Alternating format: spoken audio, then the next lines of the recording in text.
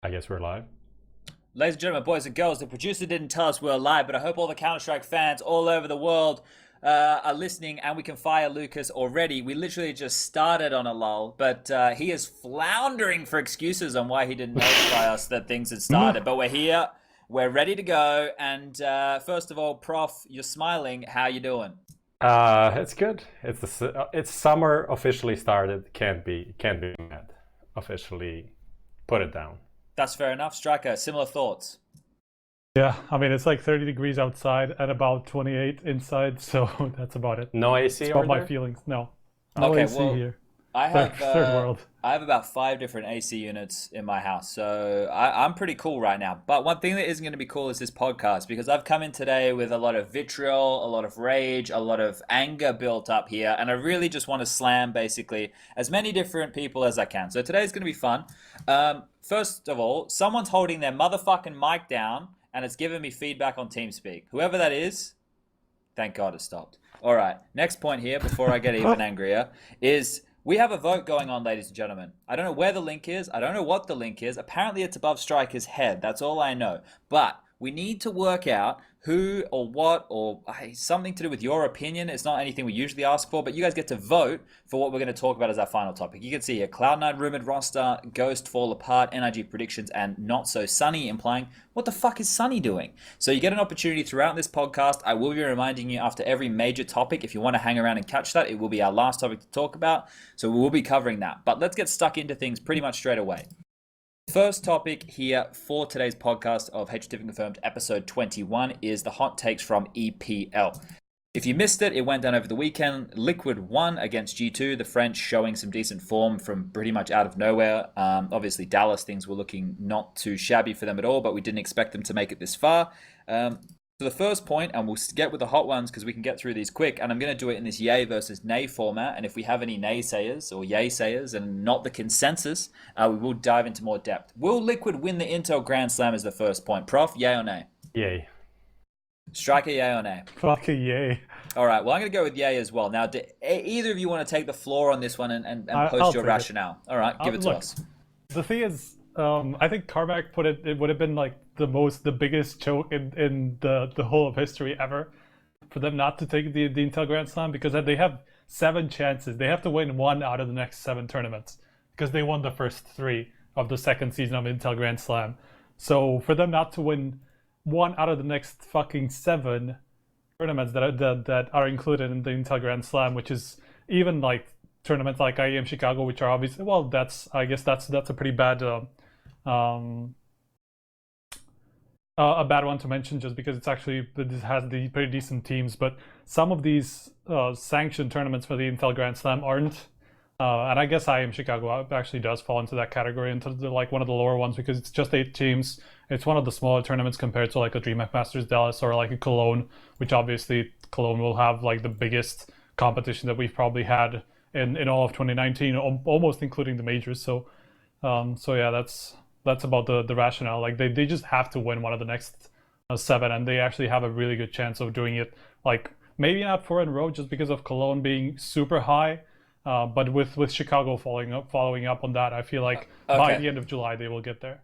That will probably, let's change the confines of the discussion we're having here because I think that all of us could probably get behind them winning one of the next 7 ESL events, right? I think we can all get behind that rationale that they could do that. Let's change the confines of what we're talking about here and let's do the whole yay versus nay process yet again. Do we think that they will win the Intel Grand Slam before the player break? That means they'd have to win in either Cologne or Chicago. And just for everybody at home who may not be knowing, Cologne is actually the most stacked event we'll have all year, arguably even more stacked than the majors. And Chicago has Renegades, G2, Vitality, I'm forgetting a team, MIBR, and then the last two are two qualifier teams. teams. Yeah, so with those 2 tournaments coming up, do we think that Liquid will take either one of those before and win the $1 million within the first 6 months of the year? Well, I guess it's I by think that point. that is their best chance, especially considering their form right now and considering Chicago isn't that stacked, as we already said. If they don't win either of these events, then I believe they can actually go on and not win it because then they only have 5 events. Other teams are going to be picking up some titles. Maybe they fall off in form a lot of things could happen in the meantime. But I think if they're gonna win it, they win it now. It's gonna be clean and easy, and that's gonna be the easiest way to do it, like, ever.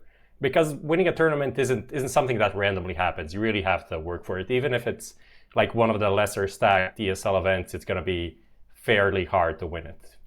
Okay, so you're on the yay train. Striker, I assume you're also on the yay I'm train? on the A train as well. Yeah, Same rationale, really. I even think like they will do it in Cologne already. Save for obviously we will have like another show. At least I think we will have another show before Cologne, because we have like Saturday. another week. But yeah, I'm just gonna say now. I feel like they will do it there already, just because of the context of everything. They just beat Astralis in a series. Of course, it was pretty close, and it could have easily gone Astralis' way if they didn't fuck up Vertigo. And then there's no other real competition, maybe outside of like Navi, who are like a question mark. And I don't think Vitality will beat them in like will go on such a massive run that they will make another final at such a hugely stacked event. And basically, I don't see anybody else, maybe aside from like ENCE, another like semi dark horse type team that could take it from them. So I feel like they will already do it in Cologne, and if not, Chicago is I feel like is a given. All right, well, let's whack a bow on this topic. The last point I think we'd make about Liquid, at least from my perspective, is I do also think that they have the huge opportunity to win it in either Cologne or in Chicago. But I think Liquid's worst enemy is actually themselves. And I think that's because in certain situations, in certain maps, it feels like maybe they get a little bit lackadaisical about their approach and they take their foot off the gas. There's so many games that I've watched where they've let the other team back in, or they haven't been able to close, and it's made it exciting CS. Look, it's great to watch, but it's also I want them, with the depth of the firepower in that team and the work ethic that they currently have right now, just to fucking destroy everybody. I want them to be rolling on in. I want them to just be some fucking 6'5", super tanned, dark head, chiseled jawline, blue eyes, fucking abs galore, muscles everywhere, walking in and he's just grabbing every girl. I just want Liquid coming in, just fucking taking everybody's bitches. That's what I want Liquid to be.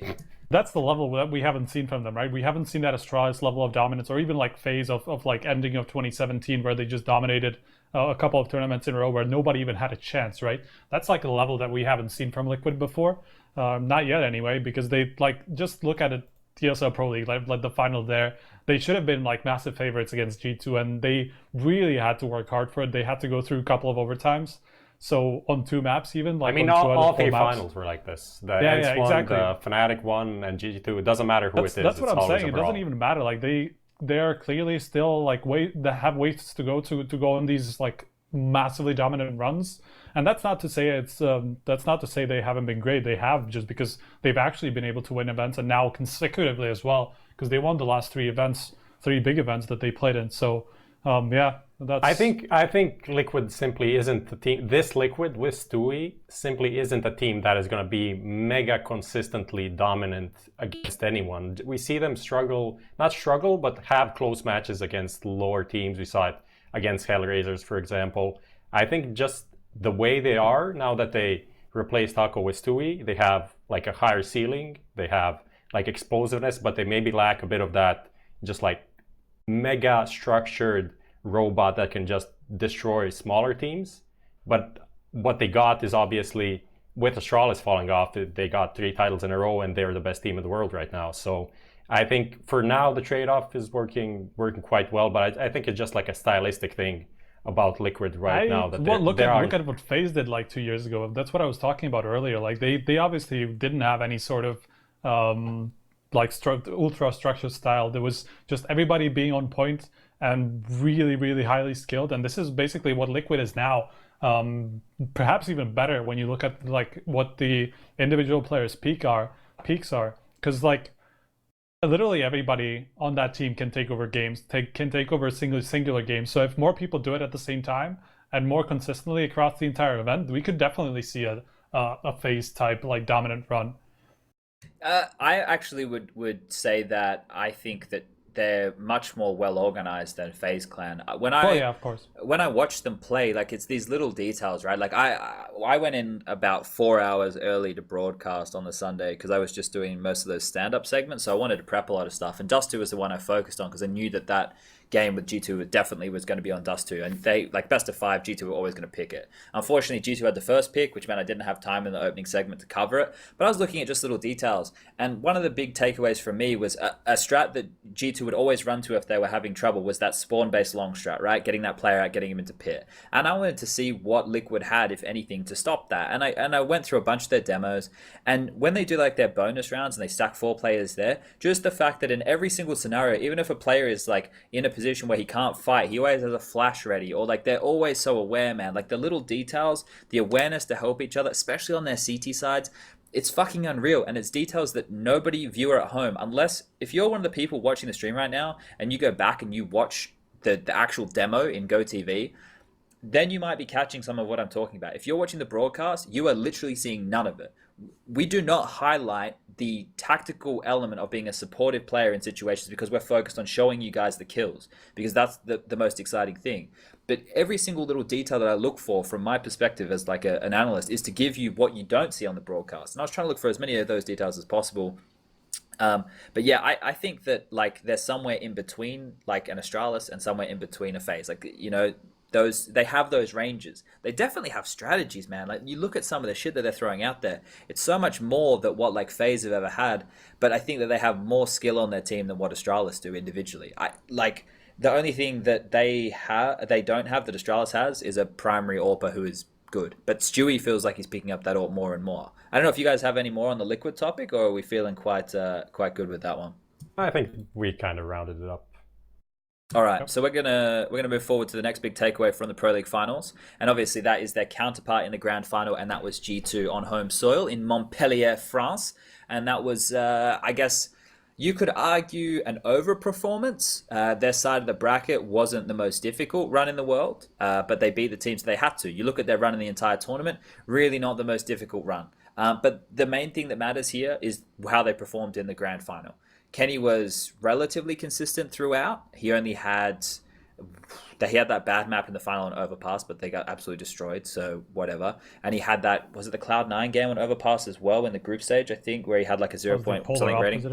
Yeah, he anyway, he had very few bad maps, but Kenny was back in form. So the G2 takeaway here that we want to discuss, and we'll do the yay and nay shit, and then we'll go through it again. But first of all, do we think that performance from G2 is repeatable? Now, maybe not in the sense of making it to the grand final of another tournament like that, but having Kenny play at that level, having Jax play at that level, having Amanek didn't win as many clutches as what he did in Dallas, at least from the eye test, but having them play as that level as a team, right? So do we think they can do it again, Striker? Yay or nay?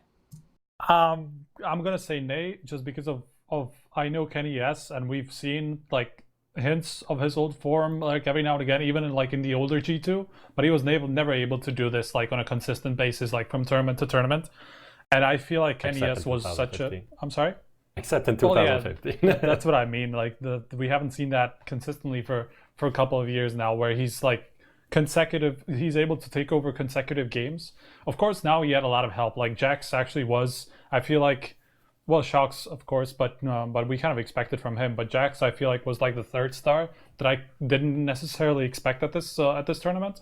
But my point is, I don't think Kenny S will be at this level at the next tournament, or maybe like 2 tournaments from now. Like he's not going to be able to keep this up, I don't think, just because of the type of player and kind of like his mood swings and stuff like that. I just don't think he's the kind of a player anymore that will be able to take over games or like consecutive tournaments. Okay, Prof, what do you think? Yeah or nay? Oh, Kenny S is a 50-year-old woman with mood swings. Striker HLTV. I say nay. Just like, but not like a massive nay, but like a borderline nay. Just because of similar reasons. Mostly Kenny S, because this tournament was Kenny S, more or less. I think that the other players definitely contributed, but Kenny S was the foundation that they could build into this point, right? Like he pulled them out of so many holes. Like the shots that he were hitting, it was reminiscent of the Kenny that we used to know and love, right? Just building on your point there, Striker, I think that it is important to touch on the fact that now Vitality are playing well. Now, before Vitality started playing well, we probably all would have argued that just off on paper, G2 were the better French team. They were playing in the better tournaments. Obviously, they were or still in the Pro League while Vitality had to start from the beginning. Then Vitality had that run. ZywOo's the fucking bee's knees. I feel like, legitimately, this is no word of a lie, that having that, if I was Kenny, probably one of the best players of all time, like in for a period of time, and then having some like fucking French kid just rock up playing FPL and then just start destroying everybody and getting all the attention, that would probably motivate me because, let's be honest, if you doing what these players are doing and your whole point of this is to be a player and then you become a star and then you get attention and you have thousands, hundreds of thousands of people following you on Twitter, you're getting all this shit coming your direction, that's a pretty contagious feeling, especially for a young person. You know and what? Then, I'm sorry. I just want to build on this point because I actually agree with what you're saying that Kenny S is this type of a player as well, who would just get motivated by some other French player just suddenly dominating the competition. Because I just remember this talk with him. Maybe like 2 years back. I don't think he'll mind me saying this, because he was a little bit salty about not winning like a French. Vacarme, I think it was, have like a yearly French vote on who was the best French player of that year or something. I think that's what it is. And basically, Kenny S was salty about not winning it in a year where he was obviously the best French player. Like hands down, he was, and he was only voted as the best opera or something like that from the country, and not the best player overall. And he was a little bit salty about that. So I can definitely see him being that type of a player who would just get hyped up a little bit more.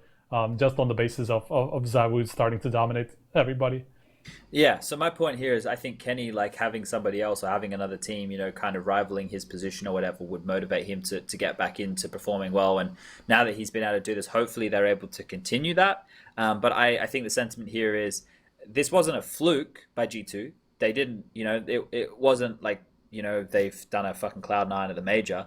This is a situation where I think that they performed well in the basis of one entire tournament. It was a long stretch, right, that they were able to do that over. But also, if you look at the teams they played, they didn't realistically beat any world beaters. Like, honestly, yeah. I think the FaZe played like the worst ever. Like they played. So I feel like the FaZe series is actually the one that I'm kind of the most impressed by, just because FaZe had no chance. Like there was no point in the series where I thought FaZe could win. They owned FaZe. You're right. And you're right that FaZe, like I think FaZe underperformed, but in a sense it was G2 just like not even letting them into the game. Like FaZe had a really hard time getting into the game, and not necessarily. I'm not gonna say by their own fault, because obviously like you have to. You kind of have to underperform to let a team do this to you.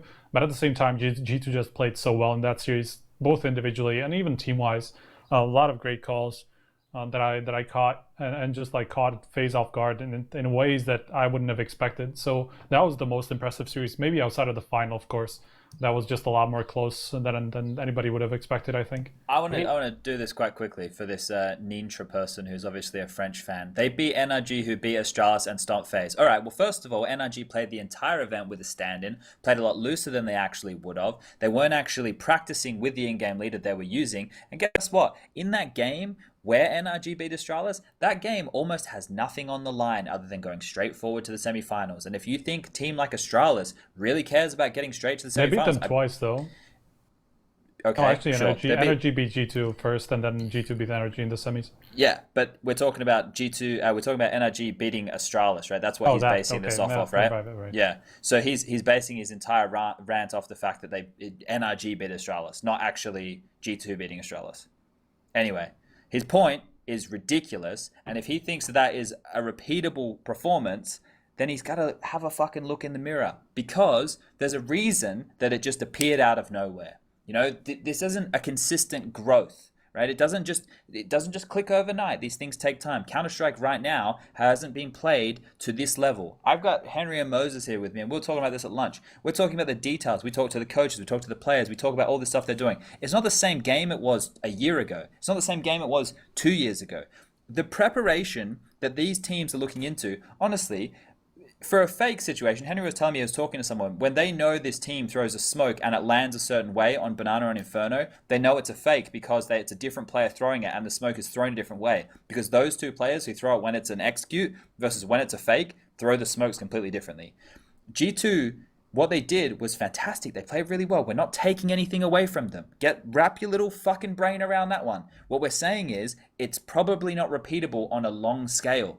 That's what we're saying. And if you can't stomach that as an opinion, then you, as an individual, have internal biases that you need to fucking address, mate. Because you're obviously a fan of that team. And that's what you take into this conversation. Guess what? The three of us right here, we're impartial. Striker doesn't give a fuck who wins. Prof doesn't give a fuck who wins. My paycheck does not give a fuck who wins. The only thing that matters to me is watching good Counter-Strike. And that's all we're talking about here. So have a little fucking think. Take your French fucking baguette out of your ass and just move on with it. And guess what? I've done this one not in a super aggressive way and being really mean. I've actually just schooled you on logic. So shut the fuck up. Okay? We're trying to talk to people outside of the here. baguette, it is ass, by the way. Yeah, but we need a little bit of that in here. The guy left the chat like 10 minutes ago. Literally just wrote that and left. People just need to use their brain, right? People just need to use their brain. Anyway, are we almost done with the G2 topic? Because I'm getting fucking tilted. I just wanted to touch on the whole in-game leading thing. I'm not going to be passing a big judgment, but I think it's interesting, and a lot of people didn't pick up on it originally, that like Amanek is now the right hand of Malik as the coach, and he's doing a lot of the, like the way he described it is essentially is Shox doesn't want to know a lot of details, and when he knows a lot of details, that impacts him negatively. So the coach goes through Amanek and gives him like the pre-match and all of the info, so then mid-round Amanek can kind of help out with those things. And I just think it's interesting that they're kind of copying the dual in-game leadership thing from Vitality, and where it's gonna go, I have no idea. This is like dating back to NBK and Happy, and just generally to Shox, being Shox and just like being sick of in-game leading every cyclically every 6 months or something, whatever it is. So that's kind of what it is. That's also another reason why I feel like what G2 are bringing here is not particularly sustainable. Just because the in-game leadership situation is just going to pop up again. If it happens, if they deliver again, God bless, I'll say, okay, they're becoming a sick team. I think they have some good elements, and I think Jax is kind of important in their team. And Amanek, obviously. I think it's cool, but I'm not going to be on the hype train yet. Look, here's the best thing about all of this. If they do sustain this level, and we've got Astralis hungry to play again, FaZe are looking better, we're obviously going to go through all these teams. Let's just say, like, all the teams we're going to go through, everybody's looking good. Then we are going to enter one of the most competitive eras of Counter-Strike, and that is what we would all love to see. Nobody would want to see that more than fucking us right here. This is all we do with our lives. The three of us, we wake up, we fucking watch Counter-Strike. We go to bed, we watch Counter-Strike. This is all we fucking do, okay? It's also fun just to see Vitality G2 and just that rivalry on the local scene, because like once Vitality went on that run a couple of tournaments ago, like there was no question that they were by far the better team compared to G2, who have just been struggling for months ever since. Well, that's the question now. Like, who is the better? Do you think like still by far Vitality is the better team? I think can G2 challenge them? I do think it's by far Vitality still, just because of G2. This being kind of an outlier for G2, at least for now, as far as we know. So if they manage to repeat this as Vitality had, I feel like then we can have a discussion. But for the time being, I think Vitality still pretty clearly hold the crown. All right, let's move this one forward onto Mouse Sports. So Mouse Sports, we were talking about, we want to talk about their ceiling and how far they can go. Now, they're doing a fantastic job of trying to manage expectations and saying that they're being overhyped, etc. in interviews, which it depends on where that's coming from. Now, if that's coming from a world of sensible individuals, like the majority of Counter-Strike pundits out there who would maybe go, yeah, Mouse Sports look like a pretty competitive top team in the world. That is a completely reasonable thing to say. But if you're coming out here and you're saying Mouse Sports, top 5 team in the world. All right, let's decompile a couple of little. A lot of people were saying that. They literally were expecting them to like beat everyone, win tournaments just like this, even though they didn't show anything like that yet. Yeah, it's a little bit problematic to think that, especially when you have, okay, Woxic I think is a fantastic individual, right? And we saw some really good things out of him on that competitive nuke game that they had. But he is new to that level of stage, you know, that's a different thing for him. You've obviously got Frozen. It's new to him as well, of course. It's still a very new team when you look at this. I was rifling out how long these teams have been together quite consistently on broadcast, right? And for a lot of these teams, it hasn't been a long period of time. So for them just to go into these tournaments, to have good performances, I think a big part of some of these events they've been to is the emission of other teams, Astralis, for example. But for them right now, they're well and truly a competitive top 10 team. Do we see any potential for them to break into the top 5 as a consistent team? And if you do, say yay or nay to this one, we'll go with Prof this time round. Give me the teams If you say nay, you don't think they can break in, give me the teams you think who would be above them within that scope. I think. Ooh, just give me a second. I need to assess this like bottom part of the top 10 because it's Well, hard to, now like we have Liquid, Navi. Astralis, Ents. I'd put Navi. Those are the like top teams for me, and then they can be maybe the fifth team, but I'm not sure they can be like higher than that. And it's hard to put like there are 10 teams that want to be the fifth team right now, like Vitality, Furia, FaZe. I don't know. I'm not gonna say my BR right now. It's I feel like this rough over team there, Fnatic. this team might struggle with the same problems that the old Mousesports had, in the sense of, especially Chris J, I feel like, just because of kind of his inconsistencies. Because he's the type of a player that actually Liquid were able to shut down pretty easily, while other teams weren't quite able to, as we saw in basically over the course of the entire Pro League. And then they met up against Liquid and didn't really have a reasonable chance. Like that new game, of course, ended up being really, really close just because it went to overtime, but it really shouldn't have.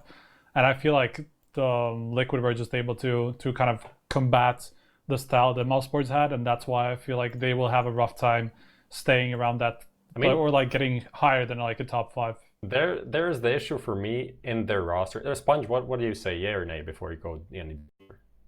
As in, will it Top 5? I think top 10, top like top 10, but fighting for that. I think fifth like position borderline top 5 is me. reasonable. Yeah, Yeah. I think like there's a lot of teams who are always going to be vying for that position, right? I think it's very difficult with the language barrier for them to ever be like break in and be a consistent top 3. For me, there's also they have a sick team, but they also don't have a superstar player. When you compare them to other teams, and you can put like Simple, Nico, whatever. Liquid doesn't have like one player. They have like 3 sick individuals. But like it's not like they have the same level of 3 sick individuals. I think like Twist, Nav probably superstar borderline at different levels, different times. But when you look at Woxic, Frozen, Rops, they're good players, but they didn't show anything of that level yet. Rops is starting to, like, he hasn't been able to take over games. Like, he's not having like a performance where he's literally just shredding the entire server. He's also not that type of a role. That's the problem for him. I Yeah. feel like he's not like a Nico who will just be able to like move around the map and create plays for himself, because he's just not in those positions. So for Rops, he's going to be consistent in his roles, like in his like relatively passive positions, but that's not a position from which you can take over games consistently. Yeah. I mean, for me, it has to be Voxic simply just exploding and having his best year yet. Like he's been on the fringe of like that top 20 last year. Before that, he's been pretty impressive at times, but didn't have that much exposure to top events. I found it like kind of unbelievable that this was his first semifinal at a big event, because he's been around and been playing pretty well for so long. But I think that is the key point. If Voxic can become an insane player, then this team can be a consistent top 5. Otherwise, I don't think so.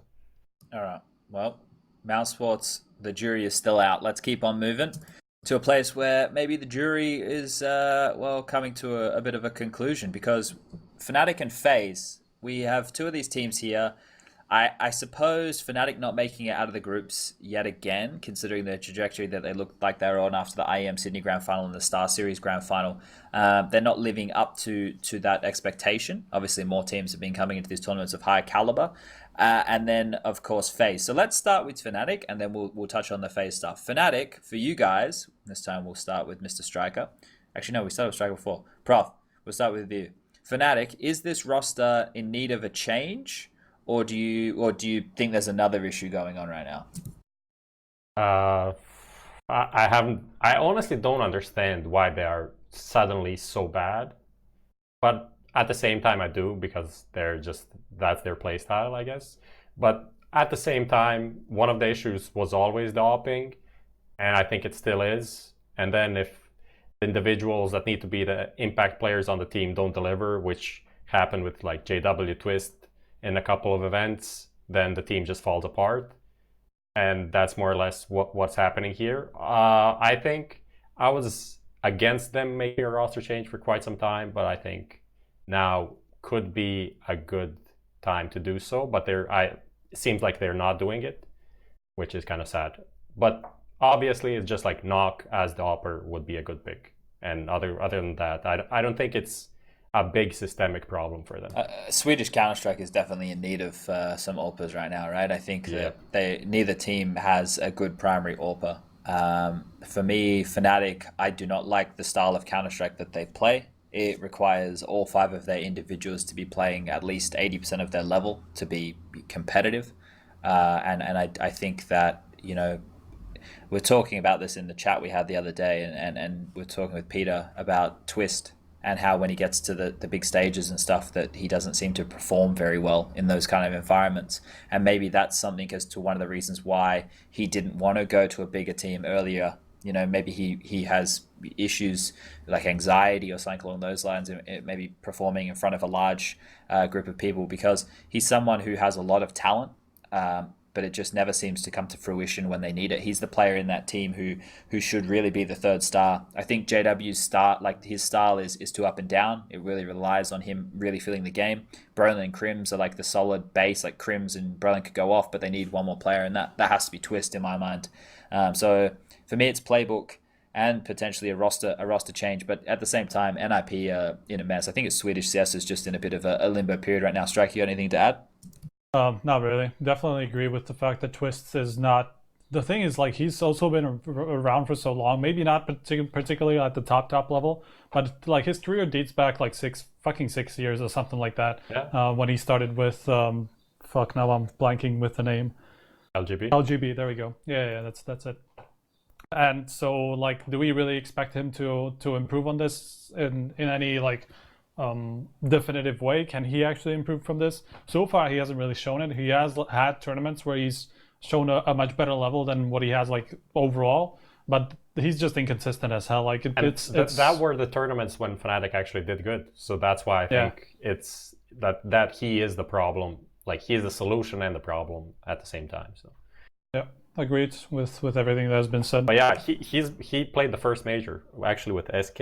I can't really, that is not in my mind, but the second one was with LGB. It's like SK remembers. with It was Modi the first and stuff. like SK. Yeah, it was like Delpan, I think. I played against there. them. Yeah, I played against them at MS. Beat it the week before the major in China. Yeah. Hey, anyway, we're going to move to the FaZe discussion. Striker, we'll let you start with this one. FaZe right now, obviously we've seen them in still it's only a handful of games. Do you think that this is a permanent path that they're on right now, because it's just been announced that they will be sticking with Neo for the major? Do you think this is something that could carry FaZe back to top 5 success? Look, I'm going to put them in the same, well, maybe slightly above. No, fuck it. I'm going to put them in the same bracket as most sports, in the sense that I don't see them overcoming like this top 5 that we have right now, or like close to the top 5. That I kind of agree with what Prof said. As long as Navi go up to their former level and Boomich actually works out, like then we're going to have like Liquid, Astralis, Ents, Navi, and then potentially like Vitality or somewhere on the brink. And FaZe they're going to be somewhere around that level. I don't think they're going to break into the top 3 with what they have right now. It would just take a massive step up from the individuals, like all of a sudden. Like, sure, we have seen some, but not enough for this to be reminiscent of the old FaZe that I was talking about earlier, that was able to dominate tournaments. I don't think this is the era for them to pull it off with a lineup such as this. With that being said, I do think they're on the up, despite the quarterfinal they played against G2, which was that was pretty awful. And judging by the interview that we had with Nico, he doesn't even know like what the hell happened there, and he kind of seemed like he's not even sure if it was like Neo's fault, if it was like if they can't just pull it off this playstyle online like consistently or whatever it is, because I don't know either, but I don't think that they're going to be able to break into the top 3. Yeah, I can see lack of depth in their playbook as well. Like on that Dust 2 game when they ran out of the solutions and their strat was like what they always go to, have Neo and Rain run down middle, and like Shox is like, well, everything else hasn't worked, so I'm just going to play close mid doors. North did the exact same thing to them, right? Like, I think it's depth of playbook at the moment that they need to work on, and that's something that comes with time. You got anything for me, Prof? I just wanted to, I don't have the exact math, but just like looking at it, this is top 5 worst event career for Nico, literally ever, including like playing in 9 Nation, Mouse Sports, ever. Just individually, so poor. And I feel like that interview that he gave on the stream, he was really trying to not make it sound that Neo is to blame. And he did it so much that it seemed like he was trying to hide something at the same time, and people are starting to say like, why is he blaming Neo? It's so obvious that he wants Neo out. And the classic, like, Nico is toxic and he's going to kick the in-game leader again. But I'm not really sure that that's the case.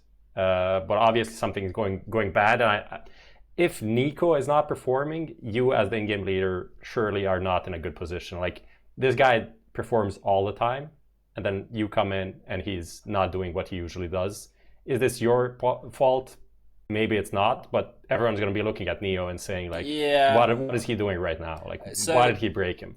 Just to maybe play devil's advocate of that one, with Yanko as the in-game leader, Yanko as the coach, I don't think that he would allow that to happen, right? Yeah. Like, that would at least be my thought process, because obviously I'm not saying Yanko would do any favoritism towards Nico. Actually, fuck it. If I was the coach of FaZe, I would. You would want your star player at least to be able to be producing at 80% of what he can offer, right, on a consistent basis. So obviously there's been role changes, position changes. We've seen that there's some little bits and pieces going on. I think there's probably an adjustment period from Nico when he was being told what to do to Nico calling the shots with Carrigan still on the team and being like, no, we're doing this, to having an in-game lead and understanding how much of a workload it physically is, and then to now having to wrestle back in that direction. So it's probably still just another thing of time. But I really like the fact that we're seeing a lot more structured CS out of them. It's just we're not in a time anymore where it's like we had the Brawly CS where force buying was capable because of the Tech 9s and the 5.7s and that kind of shit. Except if you watch the last game of the grand final, then yes, then force buys and literally 12 rounds in a row. That was ridiculous, right? That was wild. But I also think we're probably past the time where you can just have 5 sick individuals, like solely sick individuals, because I think the Liquid is sick. I think Astralis is sick. I think, a lot of these teams have very skilled players. But what I mean is there's more to it now. Your workload is no longer just playing aimbots. Your workload is understanding every detail about not only what you're doing, what you're bringing to strategies, what your teammates are bringing to strategies, and what the opponent's doing. I think it's a lot more detailed now. So probably just a more time needed to diagnose FaZe. And coming into Cologne, I think people need to set their expectations. There's a very high probability, we're going to go over this on Saturday, there's a very high probability that a lot of your teams who you think are sick are not going to make the playoffs, because we have almost all of the best teams in the world in attendance. So I'm actually surprised, and this doesn't necessarily apply to FaZe specifically, but just in general to basically any upcoming team. I'm a little bit surprised that nobody's trying to replicate what Liquid is doing in terms of playstyle. I mean, like, heavily trade heavy kind of playstyle. FaZe, I guess, a little bit like that, but not close enough for it to matter, or for it to actually be reminiscent of what Liquid is doing. Because I feel like it's actually not such a hard playstyle to replicate compared to such a thing as maybe Astralis, who are just so heavy on team play that it's just going to be for individual players like a Nico or somebody like that. It would just be very hard to get used to, like, not having so much space for individual plays. But in Liquid's playstyle, there actually is quite a lot of space, but at the same time, it's very like together and constricted. So I feel like it would actually do FaZe a lot of good to look at what Liquid is doing and try to see if they can tap into that a little bit. Honestly, it's just a thought. Are we all right? Are we all good with FaZe? Yeah. All right, let's move on forward here to tournament formats. Now, before we get stuck into this one, if you are not a fan of listening to me talk, if you are not a fan of hearing that, yes, players actually know nothing other than how to fucking shoot heads, if you don't want to listen to me getting quite aggravated and mad, I would shut down and probably come back in 15 to 20 minutes time, because this is something which pissed me the fuck off. So we're going to get stuck into this stuff. And first of all, we're going to talk about, we might reverse engineer this a bit. We'll get this out of the way first and foremost. There was a lot of back and forth from people who may or may not think about formats. And guess what? I fucking think about formats. Hold up, 1 second. Okay. He just left. Okay. He has a notebook, I feel like. No, he has a lot of. All right. You see these, everybody at home? You see these? These are lanyards from tournaments. Okay, maybe I don't play in the fucking semi-finals of the tournament, but I work with all of the TOs. And guess what? I give them suggestions and I consult and I'm at the tournament and I'm talking about the formats and I'm looking at the formats and I understand how formats work. Guess what? I fucking know a good format. And just because a player thinks that he wants to go to the playoffs, guess what? They don't want a competitive format. They want the format where they can fuck up the most times before they get knocked out of the tournament. Guess who wants a competitive format? Fucking me. I want a competitive, fair format that offers good Counter-Strike so that you motherfuckers at home can have a fantastic experience. See all those fucking lanyards? That is my life. This is my life. This is all I fucking do. So just shut the fuck up. Anyway, let's get stuck into this. Lucas, pull up the group stage fucking thing from fucking EPL. Alright, first of all, people were complaining about the seeding. That is one thing I'm sure all three of us here could agree with. The seeding of this tournament was bad. Now, do we all agree with that sentiment?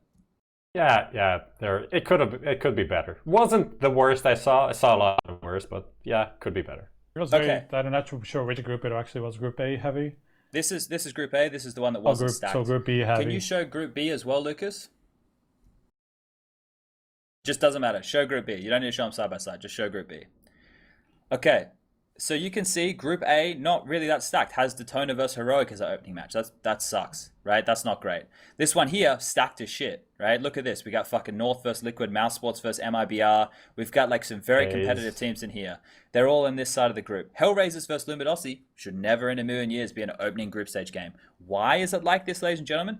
Because the seeding was done based off how they did in the regular season. Now, for those of you who don't quite understand what I'm saying is, the regular season was over 6 weeks. It took part many a days before we got to the finals. And where you place in the regular season should definitely impact where you place in the finals. This is not an ESO1 Cologne. This is not an normal IEM Katowice. This is not a star series with the team seeded 1 to 16 off the world rankings. This is not whatever other fucking event that you can possibly think of where the tournament is standalone of its own accord. This is an event where we have qualifiers for every single team who needs to be in attendance. There's a relegation system coming from Mountain Dew League. There's all these different bits and pieces that lead us to this point. So first of all, I agree that also this wasn't... offline, by the way, just to add on to that. It's not just like a series of online qualifiers that lead into this finals. That is true. Just to note though, guys, the reason the teams were seeded like this was because the buckets, let's call them buckets. If you placed first place in Europe or North America, you were placed in the same bucket, but you were randomly assigned. So all the teams who placed first in Europe and North America, including Daytona, were given the same seed. Now that is not very well thought out. Now, what I want to suggest to you, and I want this to be clipped, and I want this to be put on the internet so that people can actually talk about it, because guess what? I truly do care about having better formats. This is what I want. So we're going to move on to a thing that I call Bucket 1. And this is something that I have created for all of you, and we're going to talk about this. Now, this is based off of loose seedings of how things would have been previously. Now, I hope that you really enjoy what we're using here. Now, let me explain this. In the very big bucket, in the top left corner, for everybody playing at home, they are for all of the teams who qualify for Pro League first in Group Phase 1 in North America and Europe. Now, the reason that Daytona has not been included in this bucket is because Latin America should not be included as part of North America / Europe, right? That part of the world is not as competitive because all of the good Brazilian teams actually live in North America and compete in North America. That is a very important point to listen to. So here you can see I put them in random order. Astralis, Mouse, Phase, G2, Liquid, Luminosity, NRG. Then if we move our attention across the screen, we can see first in Group Phase 2. That's where you had to come back for another opportunity to qualify. Now, North America and Europe both had more groups of these. The teams that qualified there, in no particular order, are MIBR, North, Fnatic, and Cloud9. Second in Group Phase 2, which is the same group system we're talking about. This is for Europe only. Teams could qualify in the second position and still qualify for the finals. Europe is allowed more spots in the Pro League finals than North America because there are better European teams than there are North American teams. There's no debate about that. This is where Hellraisers and Heroic placed. And then last but not least, in the final bucket, rest of the world. That's Oceania, Asia, and then obviously I've included Latin America, aka Daytona, in that group. Lucas, can you please move us on to the second image? With the second image coming up on the screen momentarily, I am a little bit... Here it is. Okay. You can see now, ladies and gentlemen, what I have done is we have actually done seeding of these teams. Now, before you all get mad, right? Before the teams were seeded based on where on their buckets, we're still going to seed the teams based on their buckets, but not randomly. We'll seed them using world rankings. Now, I couldn't find the world rankings from ESL from last week because they've already updated theirs for this week. So I loosely tried to remember what it would have looked like in my head. Now, as you can see here, Liquid number 1, Astralis number 2, FaZe number 3, NRG number 4, Mouse number 5, G2 number 6, and Luminosity number 7. Now, does that mean that I think that fucking, for whatever reason, Luminosity is a better team than, I don't know, let's pick North, who are in the first in group phase 2 bucket that you can see on the right-hand side of the screen? No, but in this first bucket, they would be the 7th strongest team. So now if we move our attention over towards that bucket I was just talking about, first in group phase 2, NA/EU, the teams how they would have been with world ranking seedings. Fnatic would have been the highest ranked team, MIBR would have been the next, North, and then Cloud9. We move into second group phase 2, EU, Heroic, and then Hellraisers, and then the rest of the world should always be seeded on their own accord. So here, Greyhound, they're seeded 14th in this tournament. They're the highest seed out of Tyloo, Daytona in the world rankings. So then we have Greyhound 14, Tyloo 15, Daytona 16. Lucas, can you show the last picture? So this last picture we have coming up is how the groups would have actually looked if you used a system like what I just suggested. The opening match would have been Liquid versus Daytona. There would have been Fnatic versus MIBR. That would have been the follow-up game. NRG versus Hellraisers. And then Mouse versus Heroic would be the other side of that 8-team bracket. On the other side of things, in Group B, you would have had Astralis versus Tyloo, Luminosity versus North, FaZe versus Greyhound, and G2 versus Cloud9. Don't these groups look a lot fairer, a lot more even in their opening matchups? Doesn't that make a lot more sense for everybody? It does. Looks pretty good. Yeah, and guess what, ladies and gentlemen, boys and girls? This is fucking free.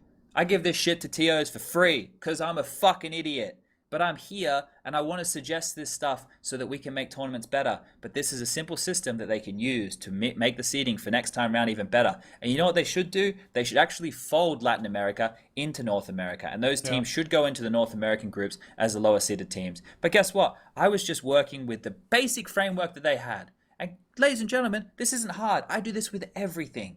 So before these fucking idiots on the internet decide to go toe-to-toe with me on Twitter when they're not actually thinking more than the fucking front of their nose, I've already thought through 150 million different steps. I'm already there, boys. I've already thought about it all. You're just catching up now. I know the people who work at these tournaments. I know the fact that production are working 14 to 16 hour days, waking up and doing it all again. I know the fact that you have to pay for these fucking venues that cost shitloads of money and that you can't play 4 best of 3s in a day anymore because guess what, Pitta? It's not 10 hours of entertainment, mate. It's fucking almost, I don't know, a 16-hour day. And just because your team has to rock up and play 1 best of 3, there are so many other fucking moving parts in this industry. People need to understand all the different shit that goes on. If you're a viewer right now who loves to watch CS, I can almost fucking guarantee you love CS probably on the same par as me. I fucking love this game. If you're here watching this podcast, that means you must fucking like it. Well, I wouldn't go watch 16 hours of CS in a venue. I wouldn't see you out there watching. I would hate you to go sit on one of these seats for 16 hours. This is why we have these formats which offer you better alternatives. They give you a better opportunity to actually have a nice day of viewing. So you're not sitting there paying $16 for a fucking hot dog and a Coke and having to ration out your meals. These things here are better for everybody. But instead, we get these players who don't think even more than half a second ahead of their fucking Twitter fingers. Just because they played in semi-finals of these tournaments doesn't mean they understand how tournament structures work. Doesn't mean they understand, how many different people need to go into making this venture happen. This is the thing that everybody just needs to relax on. I'm going to shut the fuck up now. Anyway, Prof, is the ESL system flawed with the best of ones in the opening game before I fucking blow a gasket? Obviously not. I mean, I'm gonna somewhat go against that, but it's the best format we have in CS. It's very stacked in best of 3s. It's kind of even forgiving. If you lose 1 best of 1, you can still go through. You can still win the tournament. We saw it happening with Navi and Cologne. We saw it happening now with Liquid. If you're the better team, you can go through. You can win the fucking event. It's a great system. It has, obviously everyone wants everything to be best of 3. It's not that easy to get something like that. Even like it is, the group stage with double matches, it's kind of hard to follow everything. But okay, you get the playoffs. That's the most important part. You get 5 fucking great matches most of the time. 3 days. You can watch that. Not too long. It's a pretty good format. Just quickly on that as well with the double matches, there are probably a lot of people out there who watch, like, say, the final of Wimbledon, but they don't watch every single game of Wimbledon, right? That happens in so many different sports. There's people who probably watch the World Cup final, but don't watch every group stage match of the World Cup. I mean, the World Cup final also has double matches, triple matches, shit like that all the time. Yeah. So I think that if they could get rid of that opening best of one, which is something that I have been talking to some people from ESL about trying to do, and how we could miraculously find more hours in a day, which feels like it's almost impossible, but we're talking about things. If we could get rid of that opening best of one, then there's no discussion. Like, there's no discussion anymore. There's no point sitting there talking about. Striker, can you do this for me? Can you concisely explain to the public, because I'll just do it in a raging tangent, on why, actually anyone do this, on why it doesn't matter if you come 7th to 8th from the group stage or 5th to 6th in the playoffs, right? That physically, from a competitive standpoint, other than these players' own selfish position of, oh, I want to play on a stage, I think Carmack's reply to Cadian was fucking brilliant. I think him saying earn it was brilliant. Like, can you explain to the viewer why there's no difference? That was the worst argument that I've ever seen. That was Cadian, right? Who said this? Yeah, there was, like, Apex had some stuff in there too. Well, Apex's view was, well, whatever. Well, the main brunt of it was regarding Cadian saying, like, how he's been trying to get onto this, like, whatever, get onto the stage, right? And that's his argument, right? Like, of course, like, that's supposed to be hard to do, right? You're supposed to earn it. Like, it's not just gonna be given to you on a silver platter. Like, that's not gonna happen. Like, this is big event playoffs. This is an event that was one of the most prestigious all year round. Basically, like, right outside of the 2 majors, the ESL Pro League is probably like maybe like below Cologne or something like that. Like on the third, kind of like a tier of tournaments that we have in CS, or maybe a second.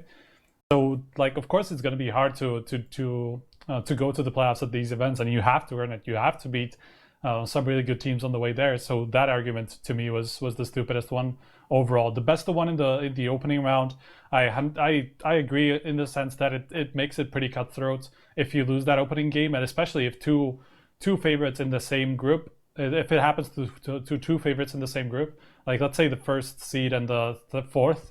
Let's say the first and fourth both lose the opening game. But that also never happened. Well, the Liquid did, basically. Of course, they weren't the first seed, like, or the only first seed, but basically that's how it... Two like high-seeded teams to lose and then go into the lower bracket. I don't remember that ever happening. That's the thing, though. But it can happen. Like, you saw that Liquid could lose to North, even though they weren't supposed to. But if you lose, then you lose. Of course, I'm not saying that it's not fair. I'm just saying that it's pretty damn cutthroat, especially if it happens to 2 at the same time. Then you will be missing, like, one of those 2 teams. Let's say both of them just go through the first 2 best of 3s in the lower bracket, right? Both the first and fourth seed that lose, and then they meet in the last match that decides a spot in the playoffs, right? Like, that series would have definitely been better on stage, more exciting, with more on the line than it being just for a playoff spot. It would have been better on a semifinals or even a grand final if that was to happen. So for one best of one to have a decision that big potentially, or basically 2 best of ones in this case that I'm talking about, yes, that isn't ideal. But yeah, at the same time, like, you have to find some sort of a space for it, and ESL obviously couldn't. Otherwise, it would have already been the case that there's the best of 3 in the opening game as well. I don't see any other sort of solution that would allow them to retain the same schedule, the same amount of days, and fix this problem that they have with the opening best of one. I don't know, Chad, if they're already working on that, or if they have a solution to it, but I don't know about any reasonable one. I have a suggestion for them, but it's not one that I want to talk about just yet, and it's one that would probably just mean more games broadcasted at once on the first day only. But yeah, I mean, I feel like that's pretty reasonable, though. The opening game is not massively impactful anyway. It doesn't really have that much on the line. So for that opening round to have maybe like a triple cast or something, I would have been okay with that. Yeah, it's probably not difficult to get through in concept. It's just difficult to get through with all the Yeah, businessy type you have things. to have a triple broadcast setup. That's the problem. Yeah, sure. But there's other these bits and pieces. But yeah, I think that there are people from ESL who I talk to who want the whole format to be best of threes, and they're trying to work out ways to make it all best of threes. And I was suggesting ways, but the thing is, even like I don't think I'm not a product manager. I don't think from like always think from a logistical standpoint. Like I say, why don't we just do this? And they go, yeah, but then we need to get another 4 tournament setups. And I go, oh, well, oh shit. Okay, well that's a lot more money. That's 5 times this, 5 times. Well, it's not 5 times that, is it at all? It's fucking 5 times 4 times this, times that, times everything. So there's so many more things that happen here when you have an idea of something that, and they're thinking about it. Like they wanted to make it possible if possible, but that's just one of the things at the moment. Anyway, Prof, I'm sorry I cut you off. Where were you going? No, with that? I just wanted to touch on the whole thing about people wanting, if it's a 16-team tournament, then they want 8 teams in the playoffs. I just saw someone say it in chat as well. It's just something that people have in their minds, that this is the number of teams that should be in the playoffs, because like that's how it usually is. Half of the teams advance from the groups to the playoffs.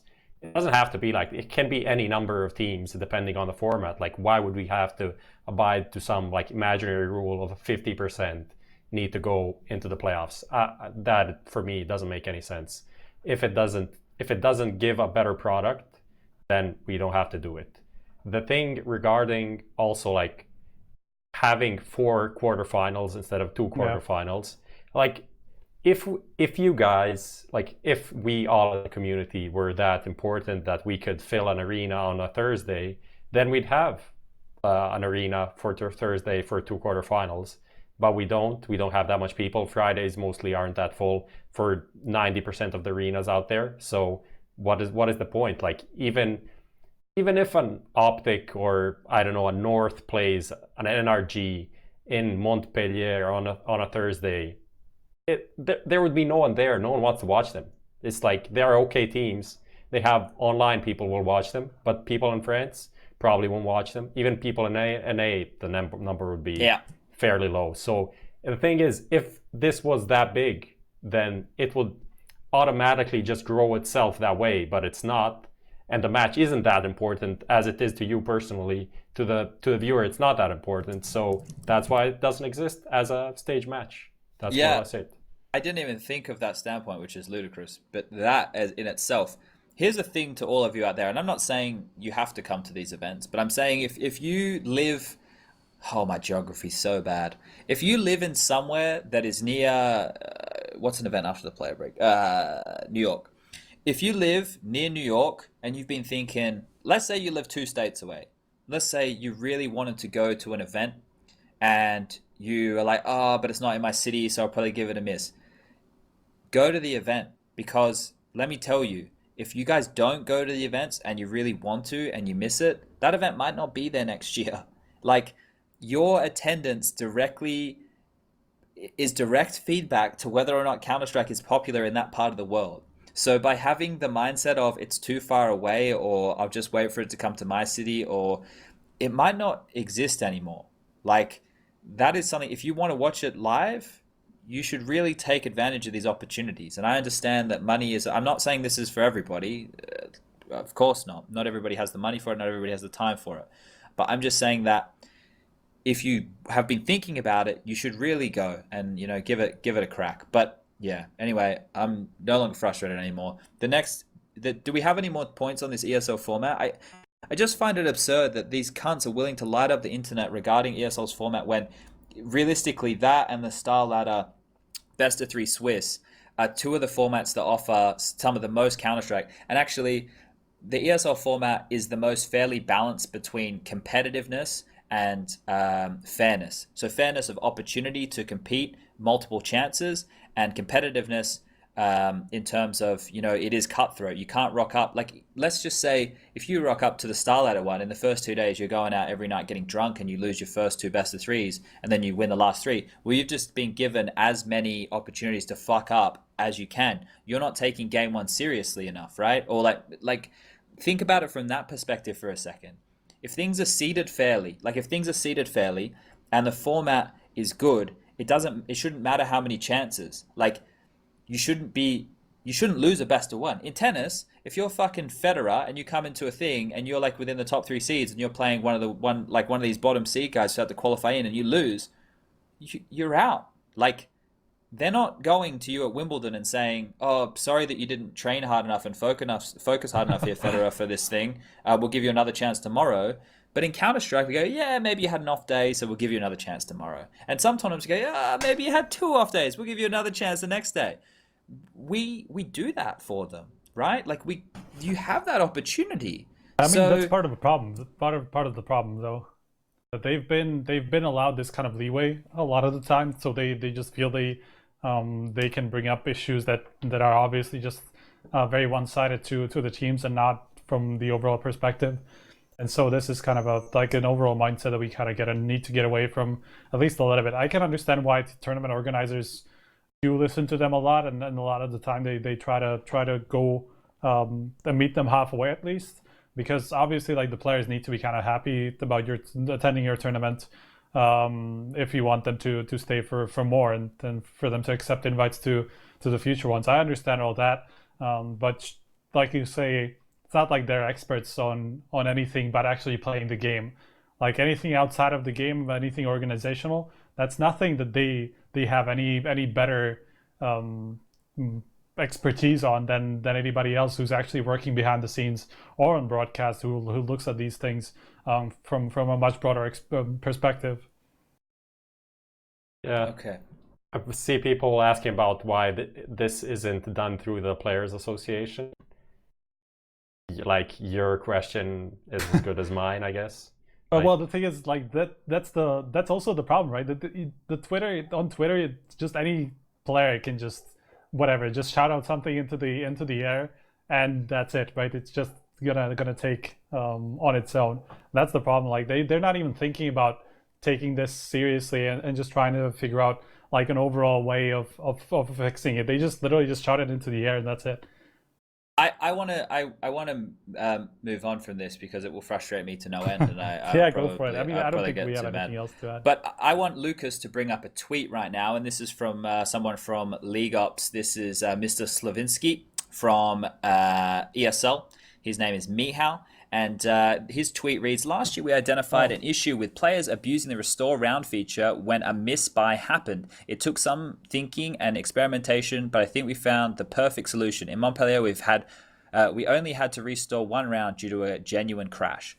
So I want to elaborate on this a little bit more for all of you. Now, I'm not going to name names and I'm not going to point fingers, but when freeze time occurs and a tactical timeout is called, or maybe not even a tactical timeout, maybe they're just in freeze time and somebody misbuys, what that person or what the in-game leader or what the person who in that team is designated, somebody, this is a thing, would somehow have a computer crash, which would maybe be them pulling out a power cable, or maybe them rebooting their computer, or maybe them doing something else which is not so fair.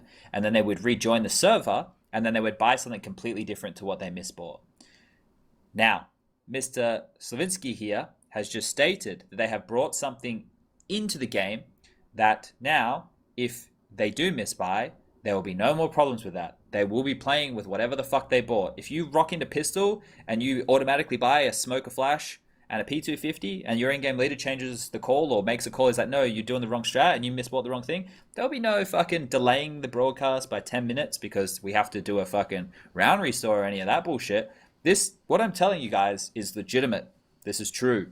There have been multiple instances of people rebooting PCs and just go, oh, it crashed. That is legitimately the case. So the TeamSpeak issues is the classic, though. That's now the TeamSpeak no one can ever like see what's happening. You say, oh, my TeamSpeak doesn't work, and then the admin comes in. It's like, what's wrong? It's, oh, it works now. Oh, great. Okay, we can restore the round quickly and get back into it.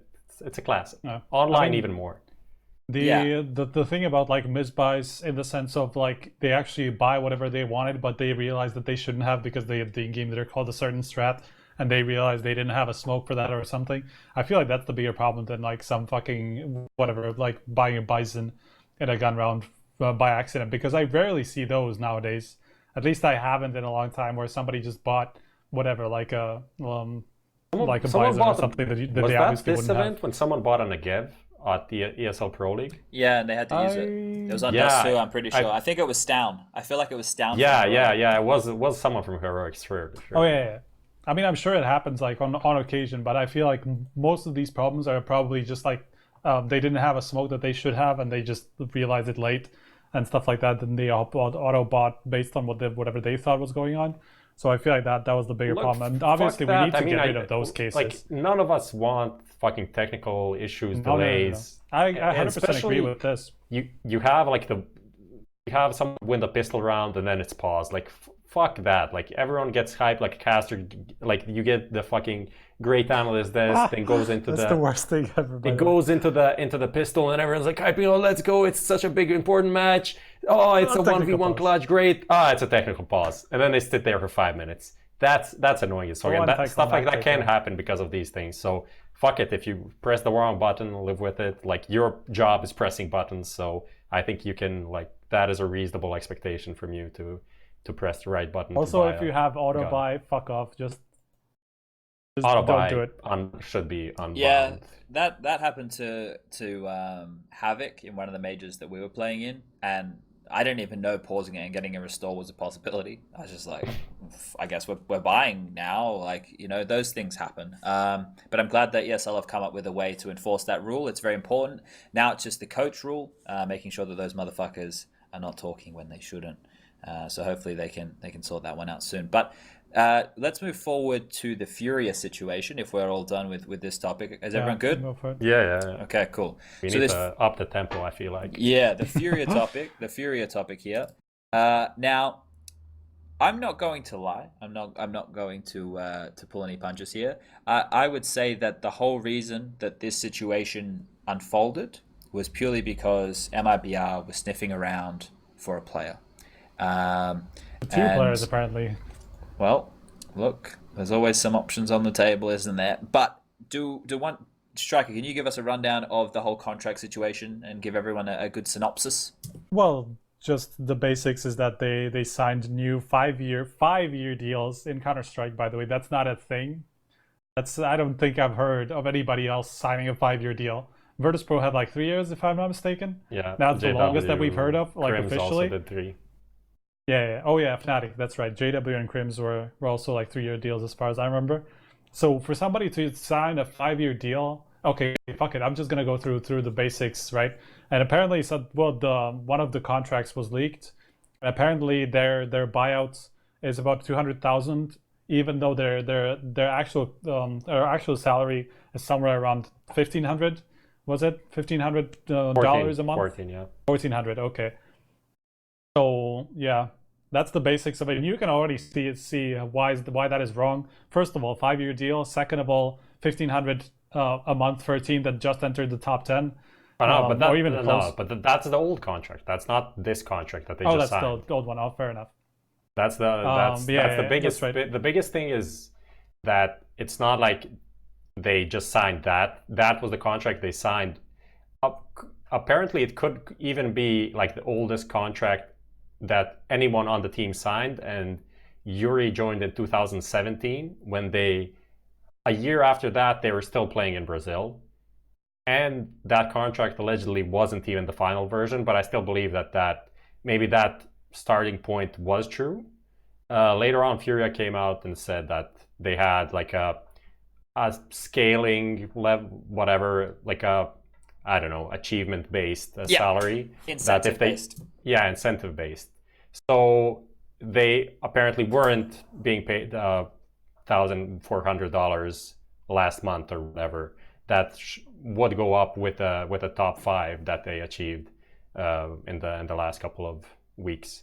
So the thing is, the way it unfolded was obviously MIBR didn't do that well at this tournament. Then Furia stated that their team members were approached to be bought out or to join another team, which is obviously MIBR, because who else would be buying out Furia players now? But then they declined that and signed new 5-year deals with the whole team.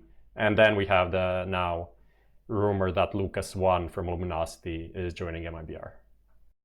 Yeah, fair enough.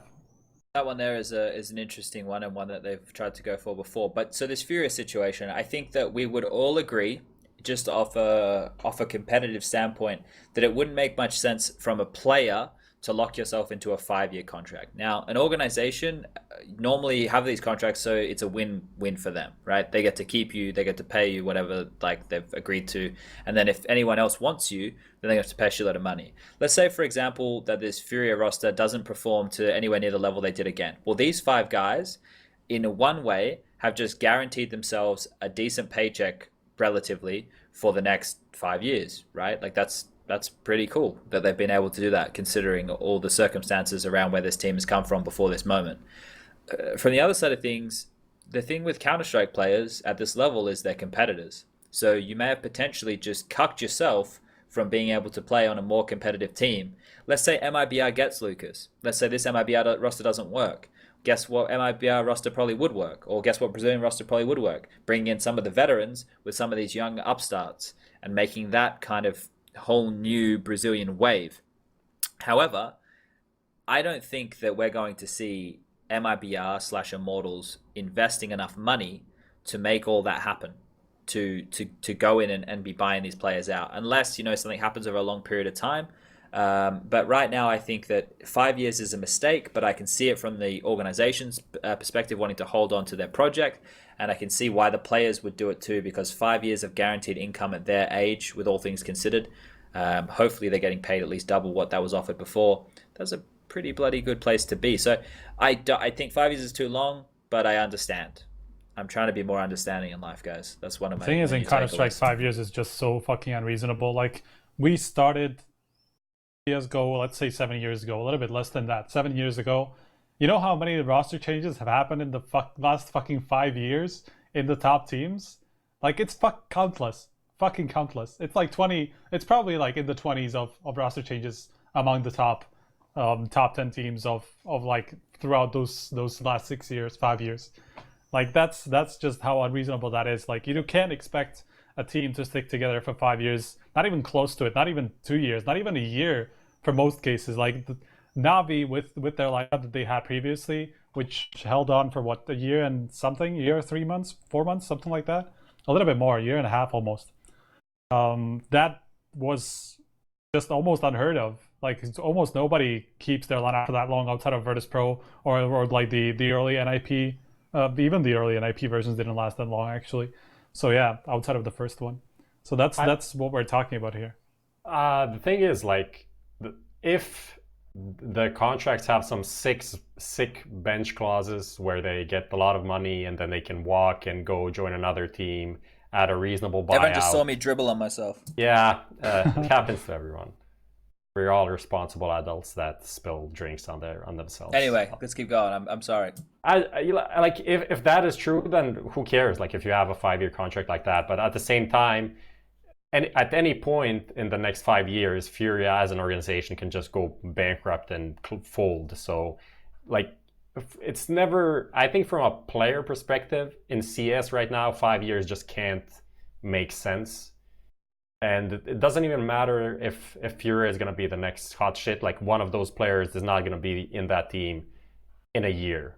That is 99% like going to happen. And then in 5 years, most likely none of them will. Maybe one or two players, and that's it.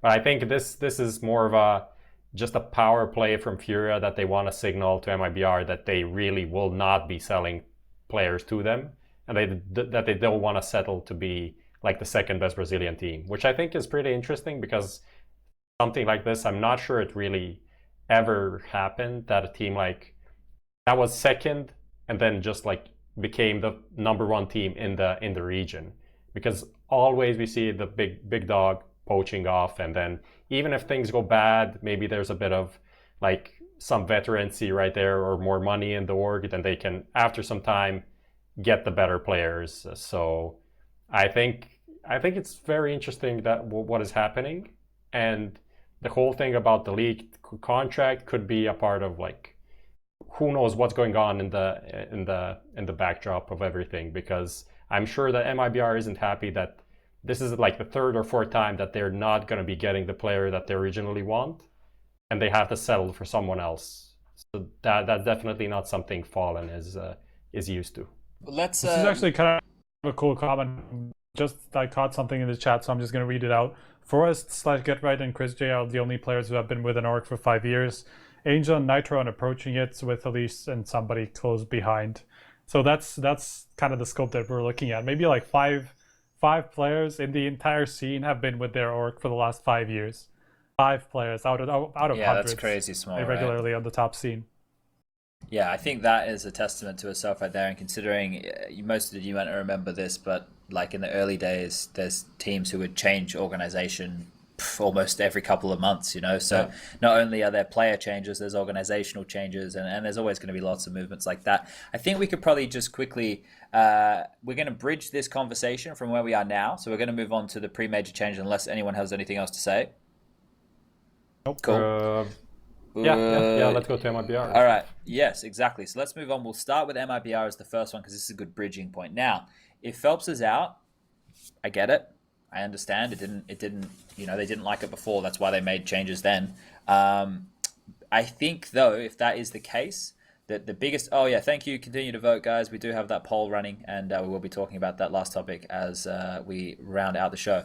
I think when we look at this situation for MIBR, having the 5th player needs to be somebody viable in the social game, not somebody necessarily viable. They have to be a competent player.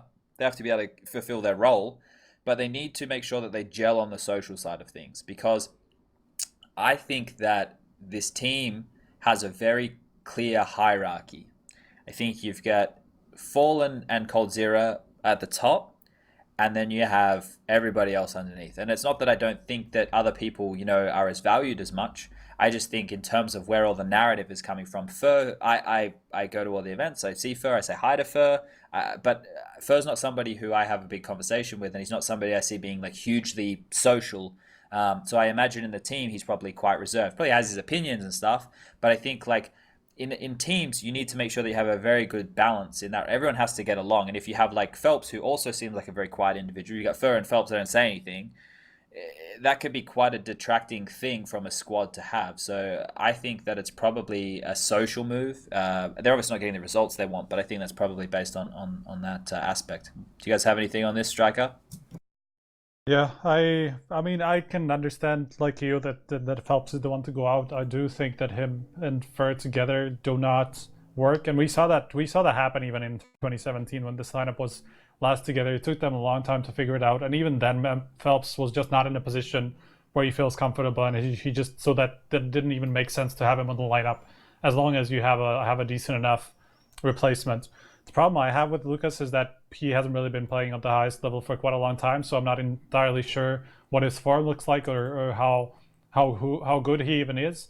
If this was peak Lucas, I think there would have been a discussion as to like how effective this lineup change could be, because I think at one point he was a very there was a pretty high possibility of him joining instead of Phelps, if I'm not mistaken. Yeah, it was when FNX was going out, Lucas was the first pick they had back then. Right, that obviously didn't work out, and at that time I think that would have been a great lineup change. And I remember thinking the same when that was happening.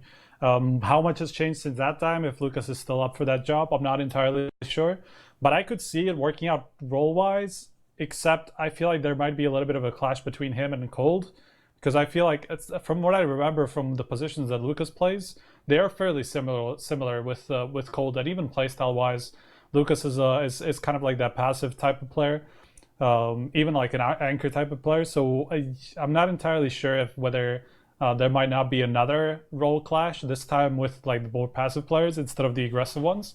So it would be interesting to see how it works out. But I do think it would work better than what we had with Phelps, because it was pretty clear that he was not feeling comfortable back in 2017 or in this iteration.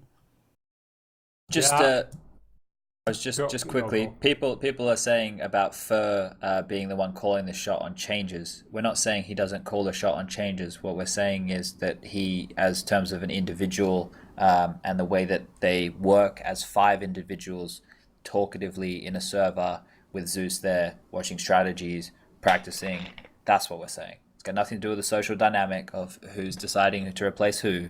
That's not what we're talking about here. We're talking about the way that they gel together in the server. And if they plan to bring Lucas in, and this is the core three that they want to continue to stick with, then this team is going to have the same platform for success. Cold Zero, Fallen, and Fur have to be the star three.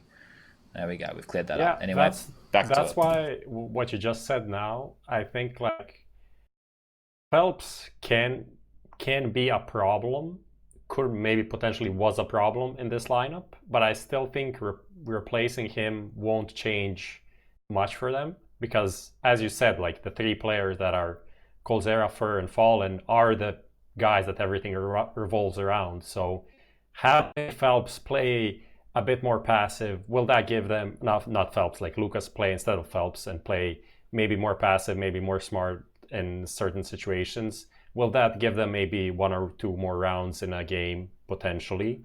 But it's not like this is now going to be a reinvigorated team. Striker touched on like his individual form. Last 3 months playing in NA, let's keep that in mind, playing in not the toughest like opposition against teams like Team One. Like they didn't qualify Luminosity to the minor. They lost to Team One, one of the other Brazilian teams in NA, and that's why Lucas was available to be poached. Let's say they play against like Quest, Lazarus, INTZ, Singularity, teams like that. Last 3 months, average rating 101. So that's not Yikes. That's not lighting up the server. And the funniest thing is like one of his best ever series in his career was the last one he played against Luminosity, against the MIBR. It was like 1.40. I'm looking average. at it now actually because like I must have missed that. Well, 100%. It must have been going on at the same time as like on the secondary stream or whatever with some other series. Because I don't remember watching this, and I was watched watching it. I event. remember watching it, but I don't even remember him being like insane or anything. So it was like the double stream. So then your like attention is divided. You don't really catch everything. I'm trying to figure out what the other match was, but yeah, I definitely didn't watch this. So I'm like, it's very uninspiring. As I said before, it's another change from MIBR when they don't get what they actually want. It's okay. Whatever, I guess, good for them. Maybe it helps them a bit, but it's not going to change anything massively. Okay, I think we're all pretty much on the same page here with this one. I guess we can look at, let's do the Avant-Garde one, because I think that will probably take up the least of our time here. Avant-Garde have just announced Adren has replaced Fitch within the team, so he will be playing with them as they continue forward. He'll actually be playing with them in about 14 hours against Namiga. So if you want to see how that one goes down, you can tune in there. That is on HLTV.org. Why am I shilling? Anyway, where are we going with this? They did actually play a game already. They lost against Heroic, and Adren was bottom fragging, minus 10 KD classic. Okay. Well, I don't like this pickup. You don't? I'm surprised. I think that there is so much talent in the CIS region. Why are we going to like the older guys? Like, just but then again, like Avant-Garde aren't a team that has like a lot of experienced people at the same time. Like they have nobody basically who's been around for longer than a year on the top tier scene. So like I don't see this as a bad pickup at all. I think I guess Fitch was like pretty inconsistent. Like he would have impact rounds, but can Adren do the same roles as Fitch? I don't know. That's we gotta wait and see. I think they can. Like Adren in FaZe didn't really get a lot of his older roles that he got back in Gambit when he was kind of a X Factor opening up rounds player. In FaZe he was just he was never going to be set up for success, obviously. So I think from that perspective, in Avant-Garde he can get a bit more freedom, bit more better roles for himself, and then the veterancy aspect I think will help a lot, because Fitch was actually that player in Avant-Garde. He's not the young guy either, but he wasn't as experienced as Adren. So I think it's a very like for like, but in all of the categories, Adren is better. I think, at least. I mean, obviously didn't see them play in a couple of months, 2 months or whatever. But I think he's just slight upgrade in all of the categories, which will help Avant-Garde just be a bit more stable maybe as a team. That's why I think it's a good move overall. Yep. Okay, so you think it's better, Striker think it's better, and I think it's the same. NIP, next one coming up. This one's What's a big one. It's This a rough one one as well because it's just is a like big one. it's the temporary thing for now, and God knows what's going to happen after the major. Basically, just to put people into perspective and to explain what's going on, right? First of all, Dennis was benched and basically replaced by Plopsky. That's the most basic thing that we can say. But at the same time, NIP are also looking into just like getting Get Right out of this active lineup as well, which already tells you a lot regarding their nearest future, I guess, and their outlook at the major, where they will be using Golden instead, which was announced earlier today. So this entire situation just puts NIP in a pretty bad spot for the next couple of months, basically probably until they manage to get Right out of this lineup. And we could actually see Golden being like this trial type of a situation where if it does work out at the major, if they like what he's bringing into the team, Get Right could just leave after the major, and Plopsky would come back and they would have a full lineup, right? So this could be one of those situations. It could not be. Depends on I guess on how Golden kind of fits into this team over the next couple of months. Like, how can he fit well into a team as a temporary in-game leader coming in for one event? Like that they will play together for like a good amount of time, though. They will be more like a month and a half or something, minus like a break that they will have. I imagine they will have in August. But after Cologne, right? Yeah, for probably a good solid part of a month or something. So there's definitely some potential for him to make some changes, but at the same time, yeah, but that's the player break. Like people will be going on the player break, chilling out in Bali and shit. I don't know about that, considering how close the major is. So yes, they will. I'm sure they will have some vacation, but I don't think it's going to be that massive as it used to be, where people would just not touch CS for 3 weeks in a row. Like this is going to be just like players taking like a week-long break somewhere and then coming back to practice, because that's just way too close. Obviously, we all know that it's a fuck up on Valve's side and everything around that, but I don't think the usual break is going to happen as we've had it for the last couple of years. I feel like the break is just going to be like teams who aren't playing in the events towards the end of this year will just take more time off then, which kind of sucks, but whatever. It'll be fixed next year. We already know there's new dates and stuff. Yeah. Here's my dream for the NIP situation, and I was speaking to you guys about this before we went live. So they play the major with Golden. After the major, Get Right, we're all assuming is no longer part of the team. Golden takes that position. Plopsky comes in. You get rid of Lekro, because I think the only two parts of NIP worth salvaging, even before Dennis got benched, were Rez and Forest. And then you bring in Nork and you put him on the primary AWP, because we discussed about this earlier with Swedish Counter-Strike. There isn't a good, consistent primary AWPer or even star AWPer in the Swedish scene who is doing it and lighting the servers up. So that would be pretty cool.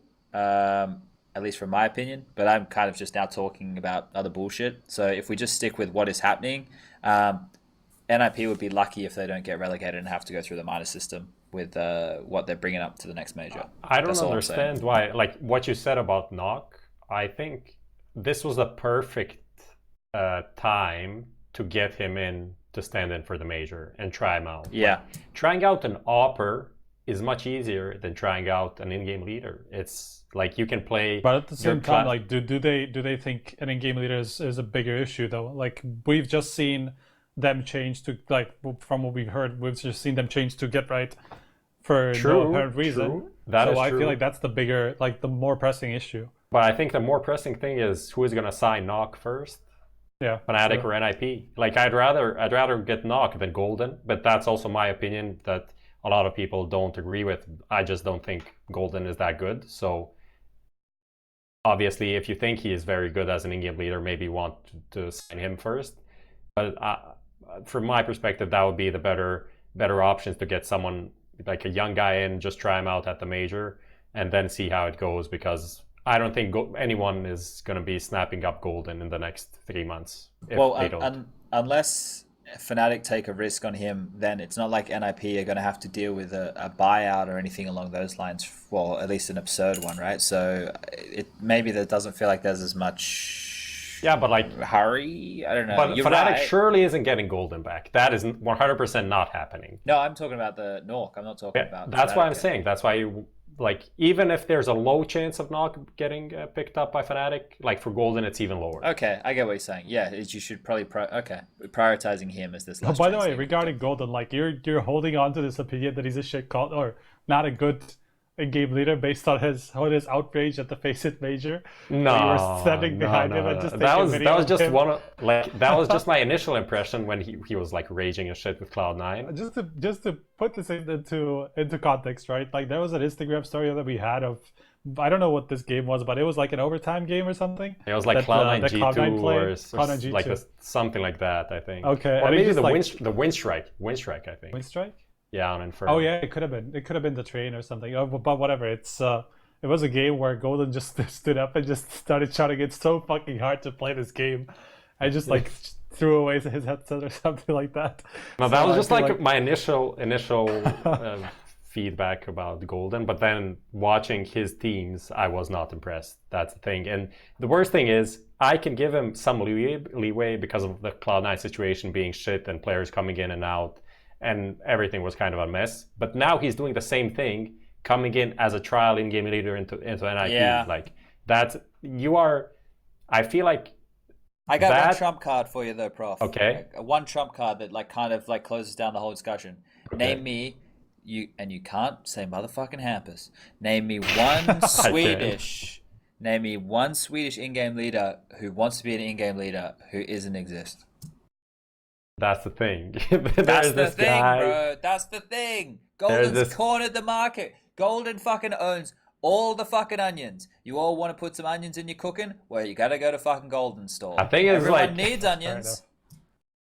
Do you need an in-game leader that goes out in the first round of the North American minor qualifier? Like, rather play without an in-game leader if that's how you're gonna be. That has definitely taken Cloud9's Golden's value down like several pegs, because like for him not to be able to make a lineup with these players work. Like sure, Rush wasn't particularly in great form, but at the same time that kind of started happening when Golden came on. So Golden's value at this point after this Cloud9 stint is definitely at a pretty low point. But yeah, what Sponge is saying is he hit the nail on the head, because there's literally nobody else. There's also that Flusha guy. Everyone just like waiting to save the thing is, seven teams right now. I don't think he wants to lead though. We've had that happen a couple of times, and it always transitioned away from him anyway. This is doesn't like matter. He at least wins situation. like 2 events in the meantime. So that's true. Are we done with? There's also Hampus, by the way. Fuck it. Nah. I don't think. From what I heard, Hampus isn't that hard on in-game leading anyway. So, and someone said Freddy Frog, but he is not even in-game leader. It's DJL in-game leading over there for Chaos. Well, at least and the who people knows how good he is, honestly. At least the people in chat tried. So that's the main thing. At least they tried. All right, so we're going to move on to fucking Frankenstein's project here. Prof, can you explain Hellraiser's situation going into this major? Because I swear to God, this is if just they like fucking manipulate the rules, I'm gonna. Yeah, I mean there hasn't been anything, but just because the roster lock happened last night, right? So all of the teams needed to send in their team lists. Not all are public. I mean, most of them, like the team lists, aren't public. It's now up to the teams to announce what they want to announce when they want to announce it. So it means that Hellraisers did send in a team. Who's on it must be 3 players at least from the last minor. So they either have Dead Fox or Hobbit, but it's probably Dead Fox because Hobbit was not really kind of even touched on, and they wanted to sell him or whatever. So, but someone from the current team is not going to be playing the major. That is a question. Who is that going to be? Most likely not Oscar. Can't they just put Dead Fox as a player, put whoever they want as the coach, and then just fucking manipulate the roster? Starladder has been pretty adamant about that not being a possibility, that you need a real reason, like a doctor confirming your mega you just can't do that anymore unless there's an emergency. So that's a good sign. So couldn't this be the emergency? Like honestly, let me paint this picture for you. But I had this conversation on Twitter. I'm sure you're going to bring up the same thing. What if Dead Fox is out there? Dead Fox is Hungarian, right? Yeah. Yep. What if, I don't even know if there's mountains in Hungary, but fuck it. Dead Fox is out there in the Hungarian mountains. Fucking, he's become like he's living off the land, you know, he's fed up with video games, he's fed up with all the fucking morons on HLTV.org forums calling him dead bot and fucking bot fox and all this shit, and the poor, and you know, calling him a decoy and all this stuff, and he's just gone fuck it, and he's just gone, now he's living off the land. But Hellraisers know this, and they just list him as a player, and then they list the other guy as the coach, and then they rock up at the tournament, and Starlight's like, where the fuck's Dead Fox? And they're like, we don't know, we can't contact him. He said he was coming, and then he just never turns up. And they're like, oh, well, I guess this is an emergency. Couldn't they literally just do that? I don't know. I mean, they could. If it was, that seems a little bit too easy for that to work. But at the same time, I don't know what Starlighter would do otherwise. Why couldn't that work? It could work, but it's like it you as a team are then putting everything on the line, and also Dead Fox needs to literally be in the mountains and never return to CS, because then everyone will just call him out for that shit for the longest time. This is definitely not a situation you want to put yourself in. No, but maybe they pay him happen. like Dead Fox realizes like, I'm not playing CS, fuck this game, and then Hellier is just like, here's like, I don't know how much you get off the sticker money. There's like 50K. Just don't show up ever and like anywhere. Deactivate your Twitter. It's like, well, let's do that. That could be possible. All right. Well, either way, Hellraisers are either playing with their full roster or they're bending the rules, and I'm not happy with either of those results. But let's move on to the org nerf and discuss more about what we've seen from Vertigo. As we one more time, ladies and gentlemen, we'll have the vote come up on the screen for you yet again. If you want to vote for any of these topics, we will be discussing about the viewers' pick. The last topic of this one, you can talk about Cloud9, NRG, something about Sunny's in there. There's a thing about Ghost as well. I assume that it's probably the Cloud9. Talking about Cloud9. Yeah, Cloud9 is leading, but Sunny is actually pretty close, and I hope that's like not the topic, but I just like threw it in there, and I don't know what we're going to talk about. If we talk about Sunny, it's like, well, Sunny hasn't really been doing anything. The positive side is we can finish the show early if that's true. That's true. All right, so the org nerf. Now, for those of you who missed it, there was an update to do with the 20th anniversary of Counter-Strike, and what was quite funny about this was the day before, Nico, someone who was adamant about not using the Krieg and the org, started using the Krieg and the org and was owning people with the Krieg and the org. And then literally the next day, an update comes out, adjustment to the org to bring its utility more in line with other rifles, which has slightly reduced the rate of fire and reduced accuracy while unscoped. Now, what that translates to in my mind is that the org can no longer be used as just an upgrade of the M4. You're not going to be able to... Now, I made a tweet, which some moron had the fucking audacity I saw that. to reply to me. So I made a tweet and I said something like, who was it, Frozen? What Frozen just did with the org won't be possible on Monday, which means the update had already happened, so we already knew the changes, and that on Monday it would be impossible because we wouldn't be playing another tournament on the old patch. So what I'm implying was the firing rate of the org, right, is the main talking point. He killed 4 people within the space of like, a second and a half? 2 guys came main, 2 guys came squeaky. And what I was talking about was the firing rate, because if the firing rate was what it is now, I don't know how many of you have tested the org, but you would have been traded in that situation unless the other team literally took their hands off the mouse. So what I was implying was the firing rate situation, not necessarily the armor penetration situation. But then some guy replied and said something about the headshot with head armor, and then another guy replied and said that doesn't work. And I said, no, it does. Like, if you're close enough range, it does. And then some other guy replied. And then some other guy replied. And then some dickhead replied. And he called me champ. And if anyone's going to sarcastically call me champ, I'm going to take you to fucking school. So I did a video. I'm literally sitting there watching this match. And I jump in Counter-Strike.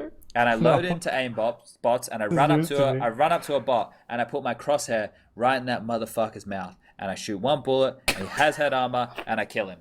And he's dead. So I upload this video. I was being extremely patronizing. And then this guy replies and says, guess what, ladies and gentlemen? What I'm about to explain to you is what the fucking morons of the world do. They shift the fucking goalposts and they create strawman arguments. Stick to the fucking topic and use the context of the situation as what it is. Don't change the narrative to support your feeble fucking minds. He replies with, he's standing about 5 or 6 feet back and then shoots the bot and goes, look, it doesn't work. He's standing that far away. First of all, dickhead, I wasn't implying that. I was implying the firing rate situation because that wouldn't have been able to happen in 1.5 seconds. And second of all, your point about it not killing a person with one bullet is completely and utterly fucking wrong because it does. We didn't talk about the range. Nobody talked about the range. You brought the range in. You shift the fucking goalpost. You were wrong. Take a fucking long walk off a short pier and have a cool dip, you fucking dickhead. Anyway, these changes. What are our thoughts? Because I've only been able to play a couple of pugs. I was just looking at the video that you took with your fucking phone. I accidentally ran into this while I was looking for topics for today's show, and I was like, what is this video? Why is Chad fighting with some random people on Twitter again? I mean, isn't that a question that we ask ourselves like every couple of days? Why not? Why? Because you can. That is the reason. It's always that. I literally didn't play the game for like a week or more, and just installed it today again.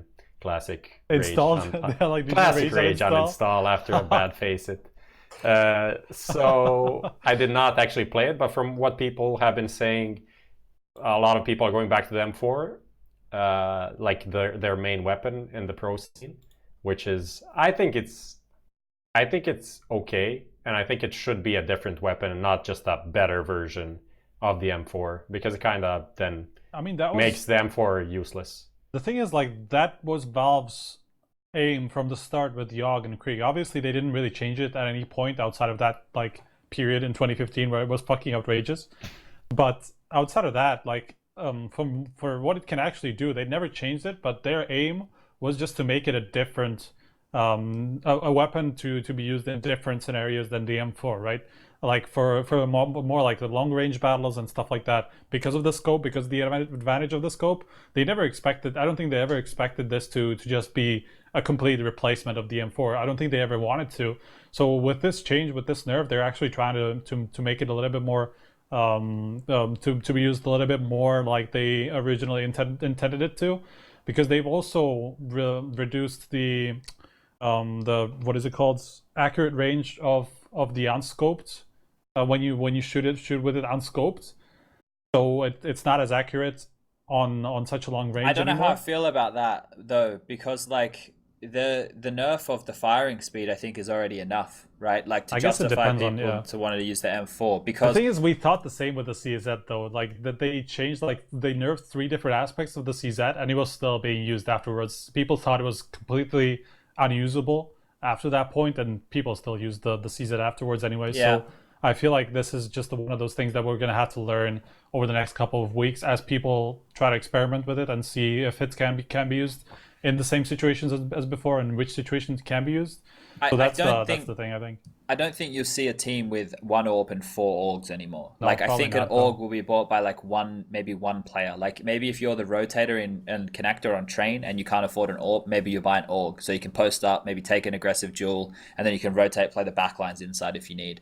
But if you're in a position, like if you're like the rotator on Dust 2, so you set your long players up, and then you're the player who swings back towards CT spawn, there's no way that you're going to be using an AUG, because your position, maybe range-wise, you could play it so the AUG's good, but the amount of close-range rolls that you're potentially going to have to push smokes, etc., the AUG is going to be useless in those scenarios, right? Like just the firing rate, unless you catch a really good flash or a really good timing, the M4 is going to be better. Even though you might like get the dink and then it take an extra bullet or 2 for you to adjust your recoil or whatever, I still think the M4 in those scenarios should be better.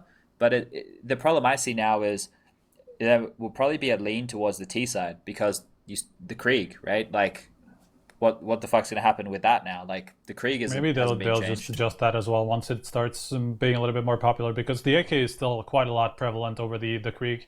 There's still not that many players who buy the Krieg 24/7. There's just a few of them. Yes, it has gotten better since the change actually came through, like something like 6 months ago.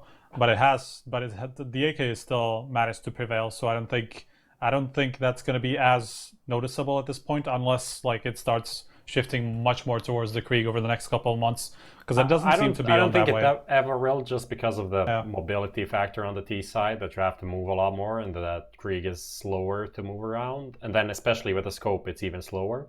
So I think that factor will always play into the AK being more popular than them forever, like was unpopular, let's say, like that. Honestly, I would like for Valve to just keep the scoped version as it is, and they just change the unscoped, which is basically what happened. Just because of what I was saying earlier about like in what way they wanted it to be used for the long range battles and stuff like that, where it is going to be prevalent over the M4 as long as it's not nerfed like to oblivion, where it's not usable anymore. Because yeah, why would you just want another M4? I would just want another version that is a little bit more apt for long range battles. If you play positions like whatever battles on A site where you don't have an AWP or something like that. Where that weapon comes in really handy, and positions where you are basically bound to get a lot of long-range battles, whatever happens, unless you're retaking and stuff. There are a lot of like specialists like of the weapon that we've like seen, especially with the Krieg. I think the AUG, it'd be interesting to see teams having to go back to playing less aggressive angles, or maybe people will stay holding aggressive angles with the M4, and that might change like the way that the game's played a little bit. But obviously, you're not going to be able to posture in the same way. Fast, I yeah, think. they'll get punished real quick. Like this is also one of the reasons why I wanted to mention this when we were talking about G2. I ended up not because I forgot about it. But when you think about Jax and his impact on the CT side, especially that we saw in Pro League, a lot of it was based on the AUG. I feel like a lot of it was duels that he wouldn't have won with an M4. I'm pretty sure, like multi-kills that he would never have gotten with an M4. I think, and that actually counts for a lot more players, not just Jax. With Jax, it's just something that I mentioned with like several situations in a row where he just got like ridiculous multi-kills that he shouldn't have gotten. And that was just, I think, only because of the weapon being pretty OP.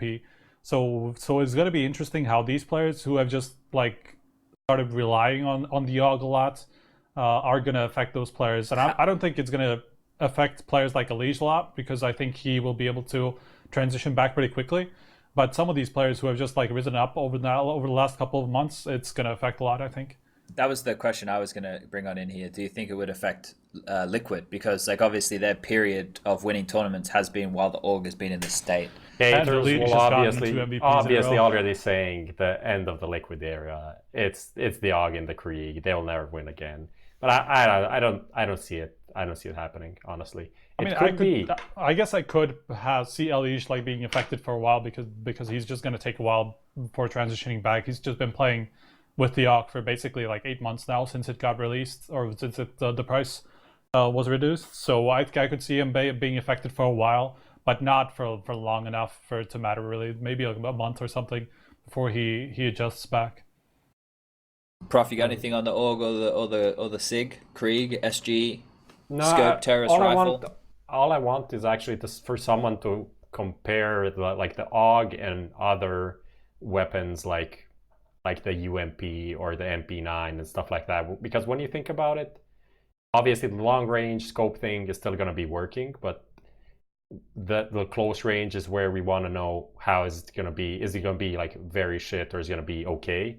When you think about the CT sides, a lot of the time people can get like 2 kills with an MP9 just based on their positioning and flashbangs and shit like that.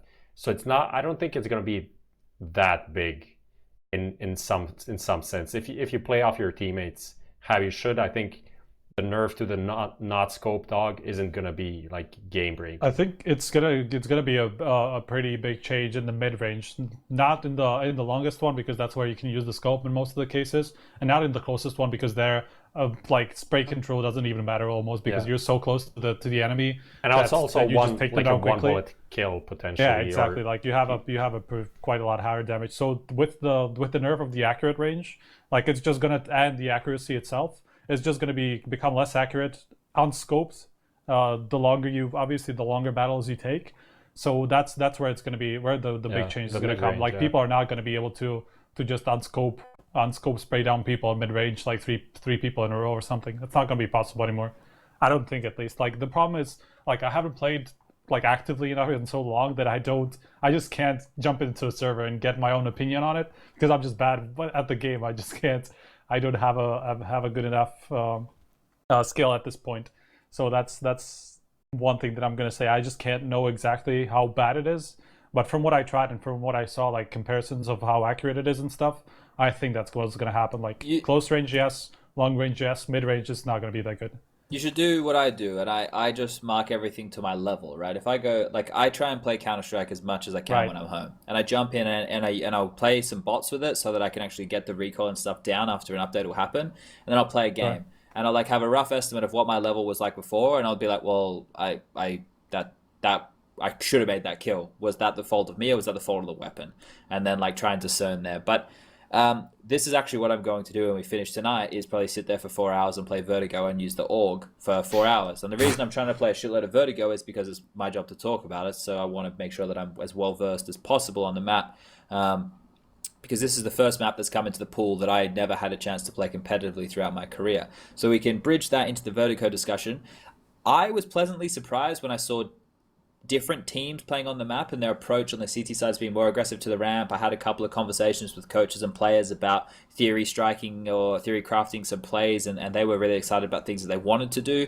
But I think, was it you, Striker, who said that there needs to be like a protective film or something so that you can't hear? That was one thing that I suggested. I think if the lower and uppers, like if you couldn't hear from lower up and vice versa, I think that would have changed quite a lot in terms of rotations, because at this point you might as well just walk the entire map, because like you can be heard from so many different spots in so many different situations. So if the noise factor wasn't there, I think that would have helped Vertigo a lot. But I think there's a lot more changes to be had for Vertigo to be Honestly, an exciting map. Before anyway. you get excited about that, I think from a game development standpoint, that was literally impossible to do. Just I'm not because sure. I don't know. it I don't know about that. seems simple because if someone is just above each other, but what if someone is like near an edge, and how does that sound then travel? Yeah, because sure. now the way it travels is like it doesn't matter if it's through something But or I mean, not. if you're on the edge, you're at least close, right? So Yeah, maybe but it then could be... there can be these borderline cases where the sound can be completely fucked up. Like people can run close to the edge, and you can hear him that he moves like one step, then you don't hear him. I think What that if you just move the lower part? Like, what if you increase the distance between the two floors, right? If you make like a higher ramp or something like that, that should be a usable case as well, where you just like increase the distance so much that you just can't hear it. I think you just need to make rotation pathways that are not directly under and over like mid. That's the whole issue, because the CTs, when they rotate mid, and if you have the forklift area, which everyone has because it's so easy to have, and if you're not there, you're an idiot. So if you have one player there and you fake something, you hear all of the CTs rotating. So that's stupid. That can't happen. So if that position can be taken by the CTs, then the CTs can freely rotate.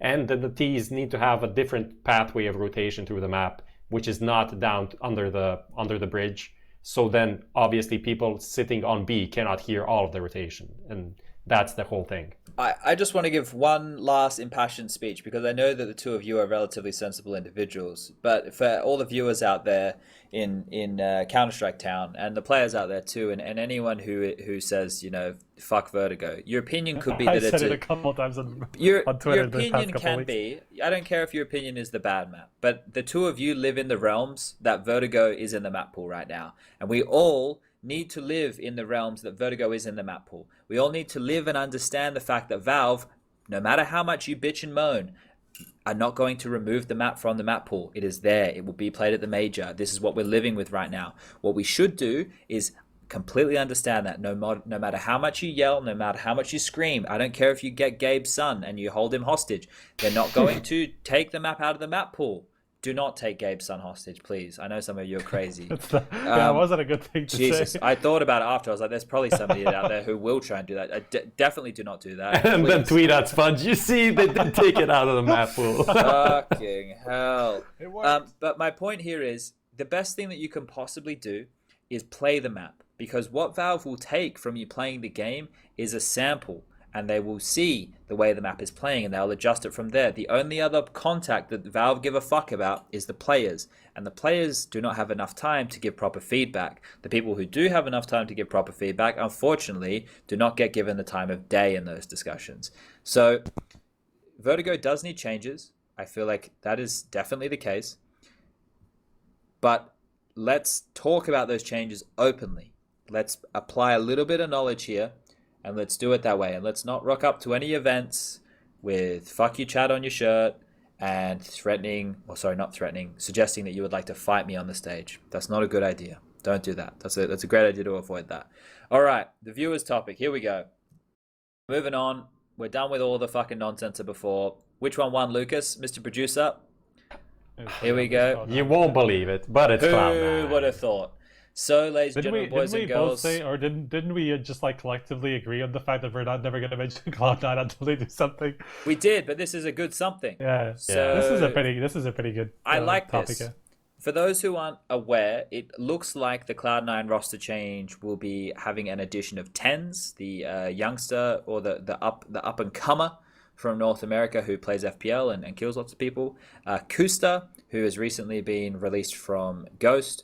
Daps, who just made it to the semifinals of EPL, alongside of Automatic and I assume Rush. Yes. Now, I like the fact that they're going back to a full North American model. However, I still think that roster is probably 2 roster changes away from being anything that can compete with a European team of a decent caliber. I'm going to assume that those 2 roster changes you're talking about are Rush and Kusta. Is that right? Yes. My suggestions instead of Rush and Kusta would be Wardell. I would pay that buyout. I don't give a fuck. I would get Wardell, and I would probably replace Rush with another young player. The only player I would keep from that team would be Sunny. I would make sure that the entire team is North American based. I wouldn't do any more mutant teams. Keep your Europeans in Europe, because I lived in America and nobody wants to live in America other than Americans. So let's just keep it that way. What did you say you should have kept?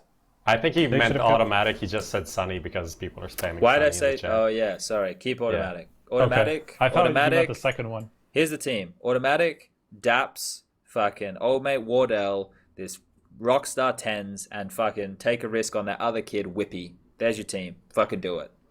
I will give you 6-month leeway. Do it. Get it done. Yeah, I think when you look at this lineup, the Kusta, it's not world beating, definitely. I think the best thing that they did there is actually add Daps, and not because Daps is a world beater, but that they recognize that they're now pretty shit and that they need to go through the rebuilding phase, and Daps is a specialist in that.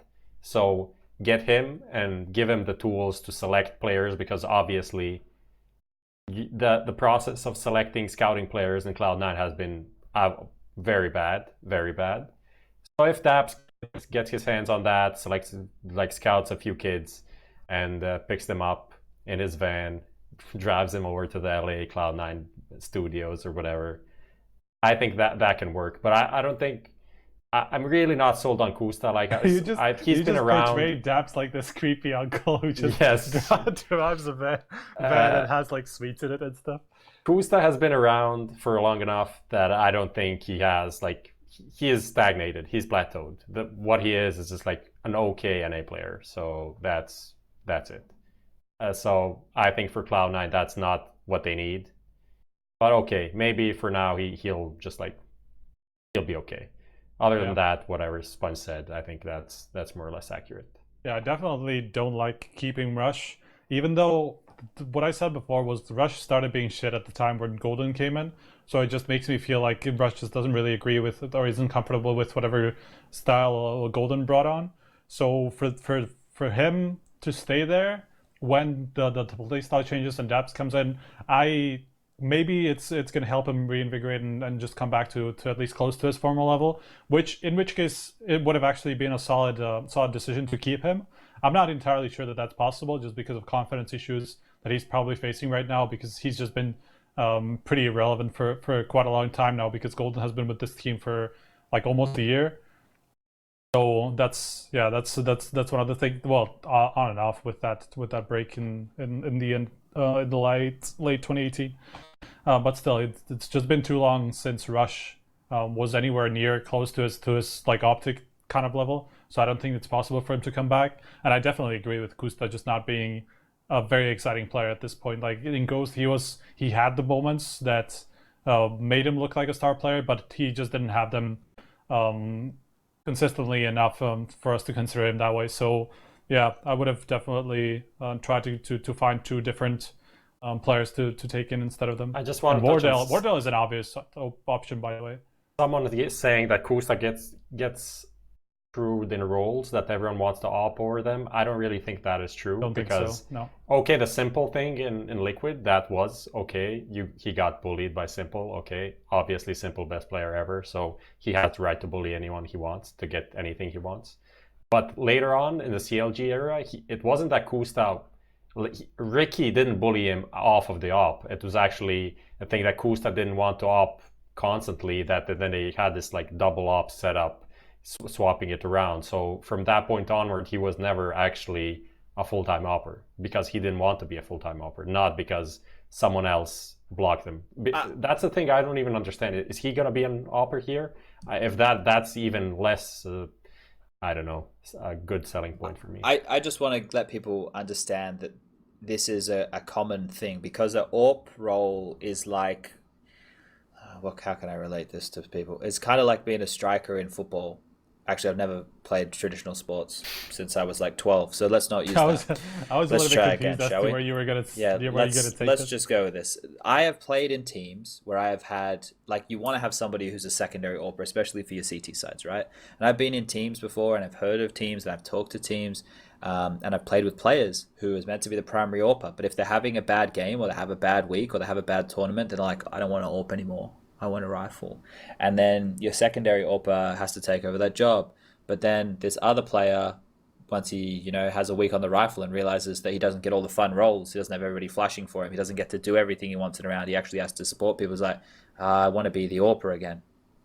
And those type of people are very difficult teammates because they're not clear on what they want to do. So I would say there's probably a little bit of that within Kusta, or at least there would have been at some point. Because there was during when he was in Selfless, he was a big fragger. He was fantastic on the AWP. He was clutch. He was everything you possibly needed. But it has never come into fruition anywhere else. So I think that might play part and parcel. Who have we not? We don't really know too much about tens. We know that Tim is constantly doing his thing. We touched on Rush. We thought you mentioned Daps in the scouting. Oh, by the way, Tens is qualified for the minor. So just to. But it doesn't matter because Cloud9 aren't. So no. But potentially, like, he might stay until the minor and stuff, and Cloud9 might take a little bit longer than like until Blast, for example. So if what's the rush? Let's be honest. What's the rush? It's true. I mean, it's hard to go downhill from here. Like, the Cloud9 have reached with that performance in the close qualifier for the Americas minor, which they lost, by the way. That Cloud9 have nowhere lower to go. Like, this is the lowest they've ever been and the lowest they will ever be. I don't think there's any worse that you can go from here. So yeah, sure. Just take the next couple of months. Take until the end of the major to make sure you got the right lineup that actually has future potential, and go with that. Because, like, yeah, at this point you have all the time in the world. All right. Well, have we come to the close of this one, boys? You got anything you want to add in on this? Yeah, we managed to actually fit it into 2 hours. This is impressive, I would say. Yeah, I only had to get angry a few times. There was a lot of potential for like massive rants, and we've only taken like 2 or 3 of them. So yeah, I went pretty good, and HLTV.org still decided to make a thread. It's funny, like, how these people can construe the way that I am on a podcast or the way that I am on social media, and make those sentiments. Here's the thing, behavior. Here's the thing, ladies and gentlemen, boys and girls. Most of the time, my anger is directed at you at home because you clearly are in need of some attention. And that is why you vent out on social media, because nobody else in the rest of the world is listening to you. And I get it, and I should just ignore you. But Counter-Strike and this is literally my life. I know that you're probably going to your fucking dead-end job, stacking shelves somewhere, talking about some bullshit. And that's why you need to, like, vent at me. That's fine. That's cool. You can do whatever you need to do. But when it comes to Counter-Strike and it comes to having to spit the truth on some topics that I know more about than any of you, it has to be done. And you need to be put back in your little fucking boxes, because there needs to be clear conversation. Because if we're putting the wrong signals out there in the world and you guys are pushing for the wrong things, then Valve will do the wrong things. We want to make sure that we push for the right changes. We want to think. We want to give opportunities. And we want to do all of these things that will facilitate the best possible outcomes for everybody, because everybody in this chat right here We all love Counter-Strike. And that's the main thing that ties us all together. And there's another thing that I want you all to do right now when this podcast chimes down, unless it's 2 o'clock in the morning or something ridiculous. I want you to give your mum a call. I want you to go see her or your grandma or your dad or whoever you got and just tell them you love them, all right? Because we love Counter-Strike. You should love your family. We're closing this one down. It's been episode 21. We'll see you next time. We're back on Saturday to talk about a few of the topics we missed. You can hear the fucking podcast in audio version. Have me swearing as loud as you fucking want in the car. Anchor.fm/HLTV. That's it. Love each HLTV. other. Yeah, love each other. Lots of love. Goodbye.